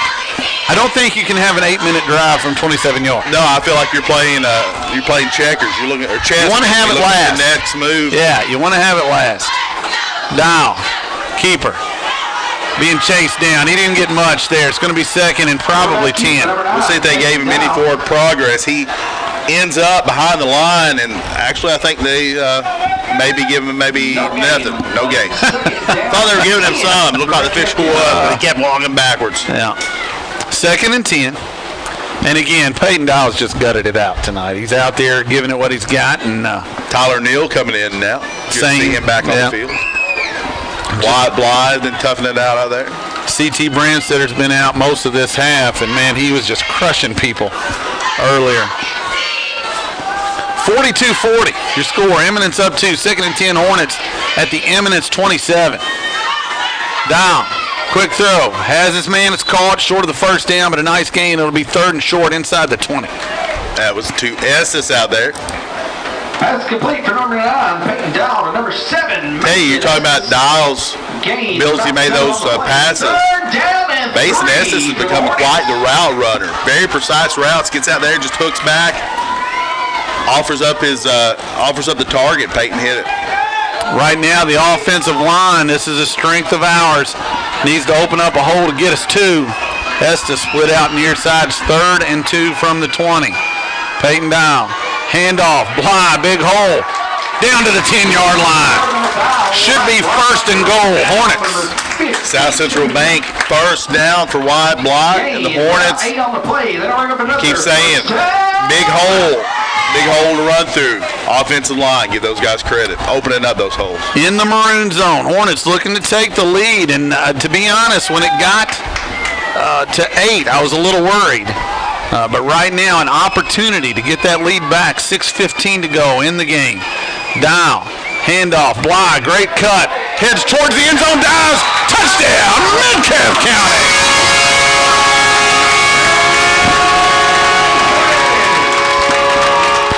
Another Tarina Horton touchdown for Wyatt Bly, the Hornets. Tell you, Wyatt doesn't play tailback, but he's got some vision back there too. The eyes of Wyatt Bly, and give the offensive line credit again, giving him some options in there with that great blocking. Big 2-point conversion here. I feel like I've used the word big a lot, but it's 42-46. 2 here makes it 6. At least put some pressure on Eminence should they score to kick a PAT to get a 2-point conversion, etc. 6:11 left in the game.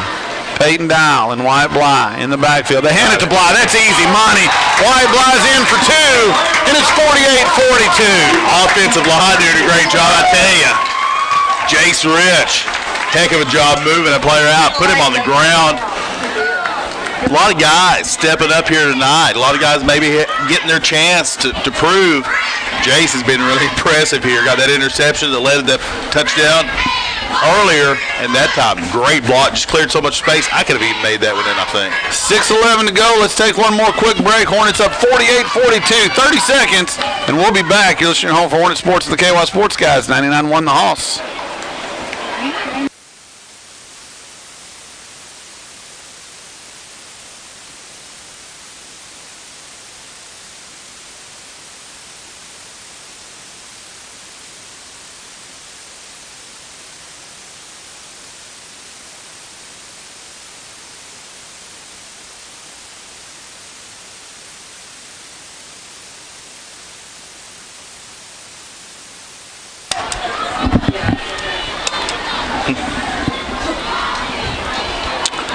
Welcome back, everybody. 6:11 left in this game.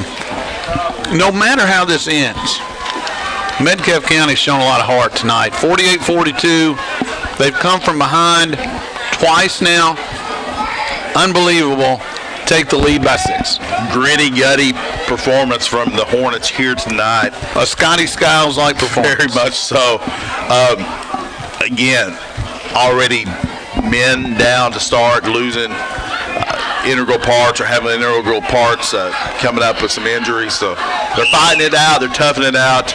Now at the 6-point lead with 6:11 to go. Now what do? Do you try another one? Do you aim it at the same kid? You do. And now we have a whistle. That one was going to be loose too. I don't know what the whistle was. There's a flag down. Are they going to say the Hornets are off sides? Can somebody get across the line? Coach LJ not happy. I understand, because that was going to be a Hornet recovery, it looked like. It was not caught cleanly. Still not seeing what the call was.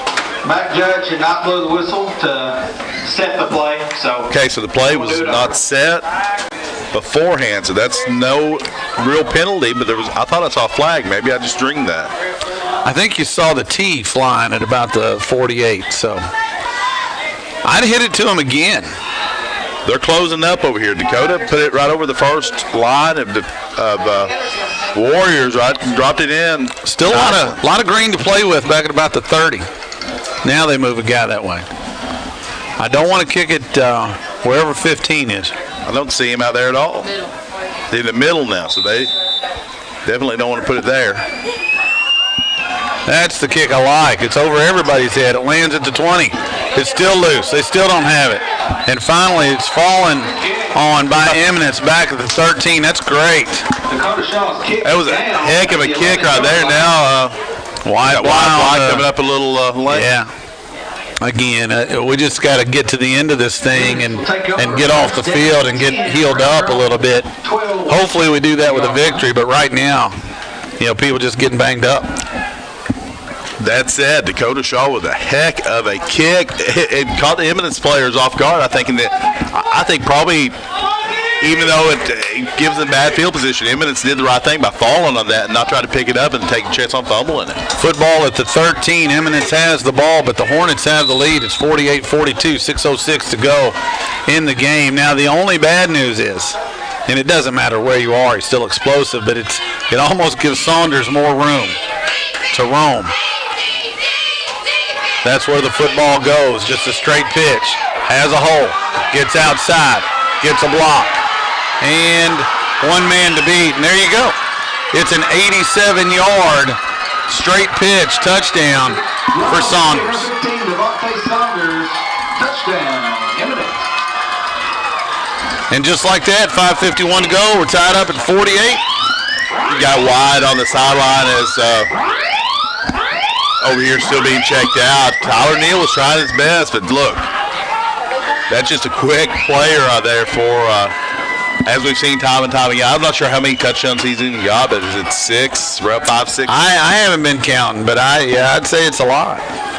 Does anybody else have one? I thought one of the receivers might have caught one earlier. Okay. Maybe I'm imagining that. I'll take your word for it. Again, crack statistician Dina Hurt was selling popcorn. And so it's been me and you tonight trying to figure this one out. 2-point conversion for the lead, and that's what they're going to do. Again, I'm intrigued. They have a really good kicker, but they're going to go for 2. 48 apiece. And they're going to keep, that's interesting too, they're going to keep it with Barry, and it's going to work. 2-point conversion's good. Pass complete to Adrian Bailey. But again, they went away from 15. They didn't kick it, but can't second guess it. Eminence back up 50-48, 5:51 to go. Let's keep it right here. Reminiscent, we've used a lot of references to NFL, reminiscent of the Chiefs-Rams game a couple years ago, Mexico City. Just back and forth teams, huge yardage, huge points. You're looking at a combined 98 points, and you still got 5:51 to go. I think we would go over the century mark here in combined points tonight. How often do you see that?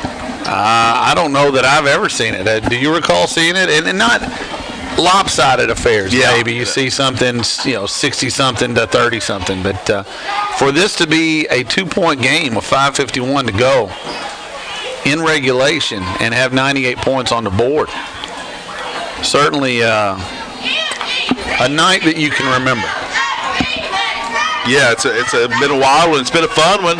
It's been a long one. If you're tuning in now, it is 10 o'clock Central Time, 11 o'clock for these Eminence kids, but they're holding in there. Really wish it was past Saunders' bedtime. Maybe Mom would show up and be like, hey, it's 11 o'clock. You got to go to bed. Mason Estes has come close to breaking some, by the way. If they kick it deep to Mason, he's got a chance. I almost want a 5-minute and 51-second drive, though.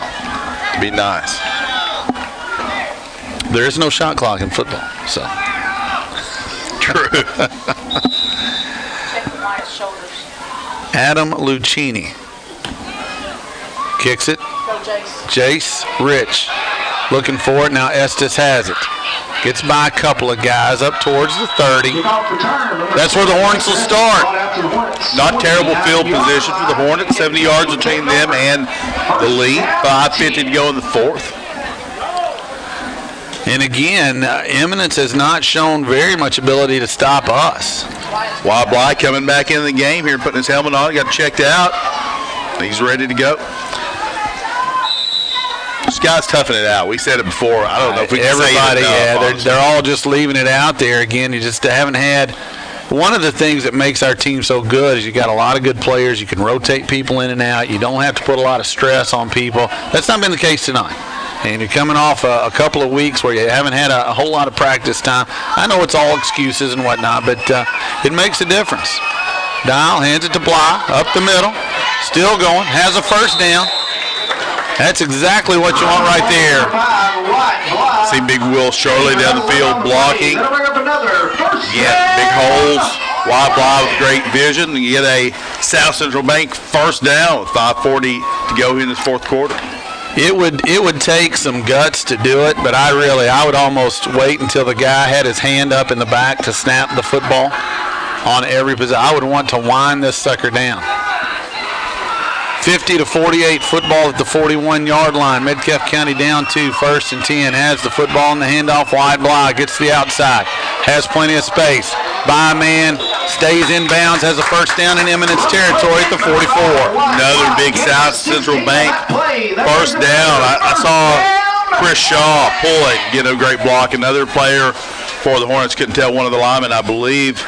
Maybe Hunter Fox pulling as well, leading that charge. Great hole, great lead, and Wyatt taking it and doing the rest. 50-48. Eminence has a 2-point advantage. It's been quite the battle, quite the contest tonight. Apparently Wyatt was out of bounds. Clock stays at 5:17. 1st and 10, Hornets at the 44 in Eminence territory. Mason Estes. Wide to this side. Handoff, White Bly.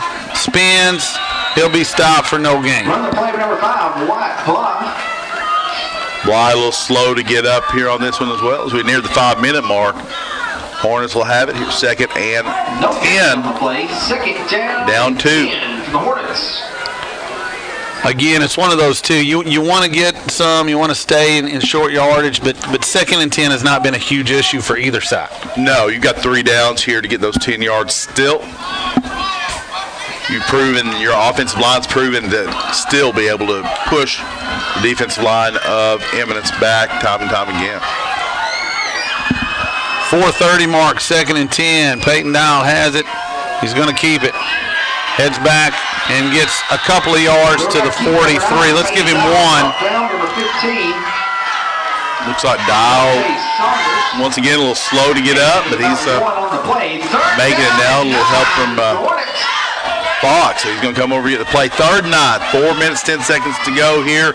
You're getting part of what you've been asking for. Time is running off this clock, but now 3rd and 9. Yeah, it's a lot different than 2nd and 10. So we need to see the Hornets get a good chunk of yardage right here. No doubt, I agree with that. Peyton Dial, he has taken a lot of hits tonight. Asked for the football. Straight pitch. Wide Bly makes a man miss. Gets to the 40. Knocked out of bounds at the 40. It'll be 4th and 6. Run the play, number 5, Wyatt Bly. Good blocking on that one. Wyatt just got to the sideline, had nowhere to go. Ran right up against number 11, Adonis Whitney. We've seen him be pretty big here tonight for Eminence as well. So we got the Hornets in the 4th and pretty long situation. I would say a long 5. Yeah. And 3:37 to go. Got to get near the 34. The nose of the football on the 40. 4th down. Bly's still feeling the effects here. He's bit doubled over, trying to tough it out. I think Coach LJ is probably going to take the timeout. Going to have to. Timeout, Metcalfe County. So with 3:37 to go, the Hornets taking timeout. Down 2, 4th and a long 5 coming up. Let's keep it right here. How about that? Why not? And thank all of our season sponsors. I want to thank Brookshire Construction, Main Street Barbershop, Edmonton State Bank, Glass and Thompson Insurance, Roadside Barbecue, Edmonton Hometown Jewelers, Kingsford Charcoal, South Central Bank, Ma's Deli, Miller Family Dentistry, MC Shirt Shop, Mayor Doug Smith, Judge Executive Harold Stilts, Metcalfe Drugs, Kentucky Farm Bureau with Trina Horton, Daisy Mae's Restaurant, and SCRTC. Keep it right here after this one's over. We'll have the late night Roadside Barbecue and Grill postgame show and the MC Shirt Shop player of the game. Does that make you feel a little bit like Letterman? I was a Letterman fan. A Letterman fan, a lot. That was the late show. Late show. Or late, what was it? It was originally the late night show. Anyway. It was late night. Late night with David Letterman. Yeah. Thank you. But there was a late night. That was even later. It was. That was. I forget it. Oh no, there was Carson Daly for a while. There was Conan Greg O'Brien Ferguson, took over something. Conan took over Letterman. I feel like Conan did the late night to start with, and then moved up. Right now the coaches, I don't know what they're talking to the officials about something. I'm not sure what. Maybe something. I don't know. I'm not sure. I don't want to conjecture. 4th and 6, no matter what the complaint may be. 3:37 to go in the 4th quarter. Hey, both teams leaving all this on the field right here. This is huge, obviously, for the Hornets. 2 receivers either way, man in motion. And now we have a whistle. And it looks like we have a timeout, Eminence. They wanted to see what the play was going to be. Timeout, Eminence. 3:37 still on the clock. Still 4th and 6. And let's see if Coach LJ dials up something a little different. Let's take a 30-second break this time. You're listening to your home for Hornet Sports and the KY Sports Guys, 99.1 The Hoss.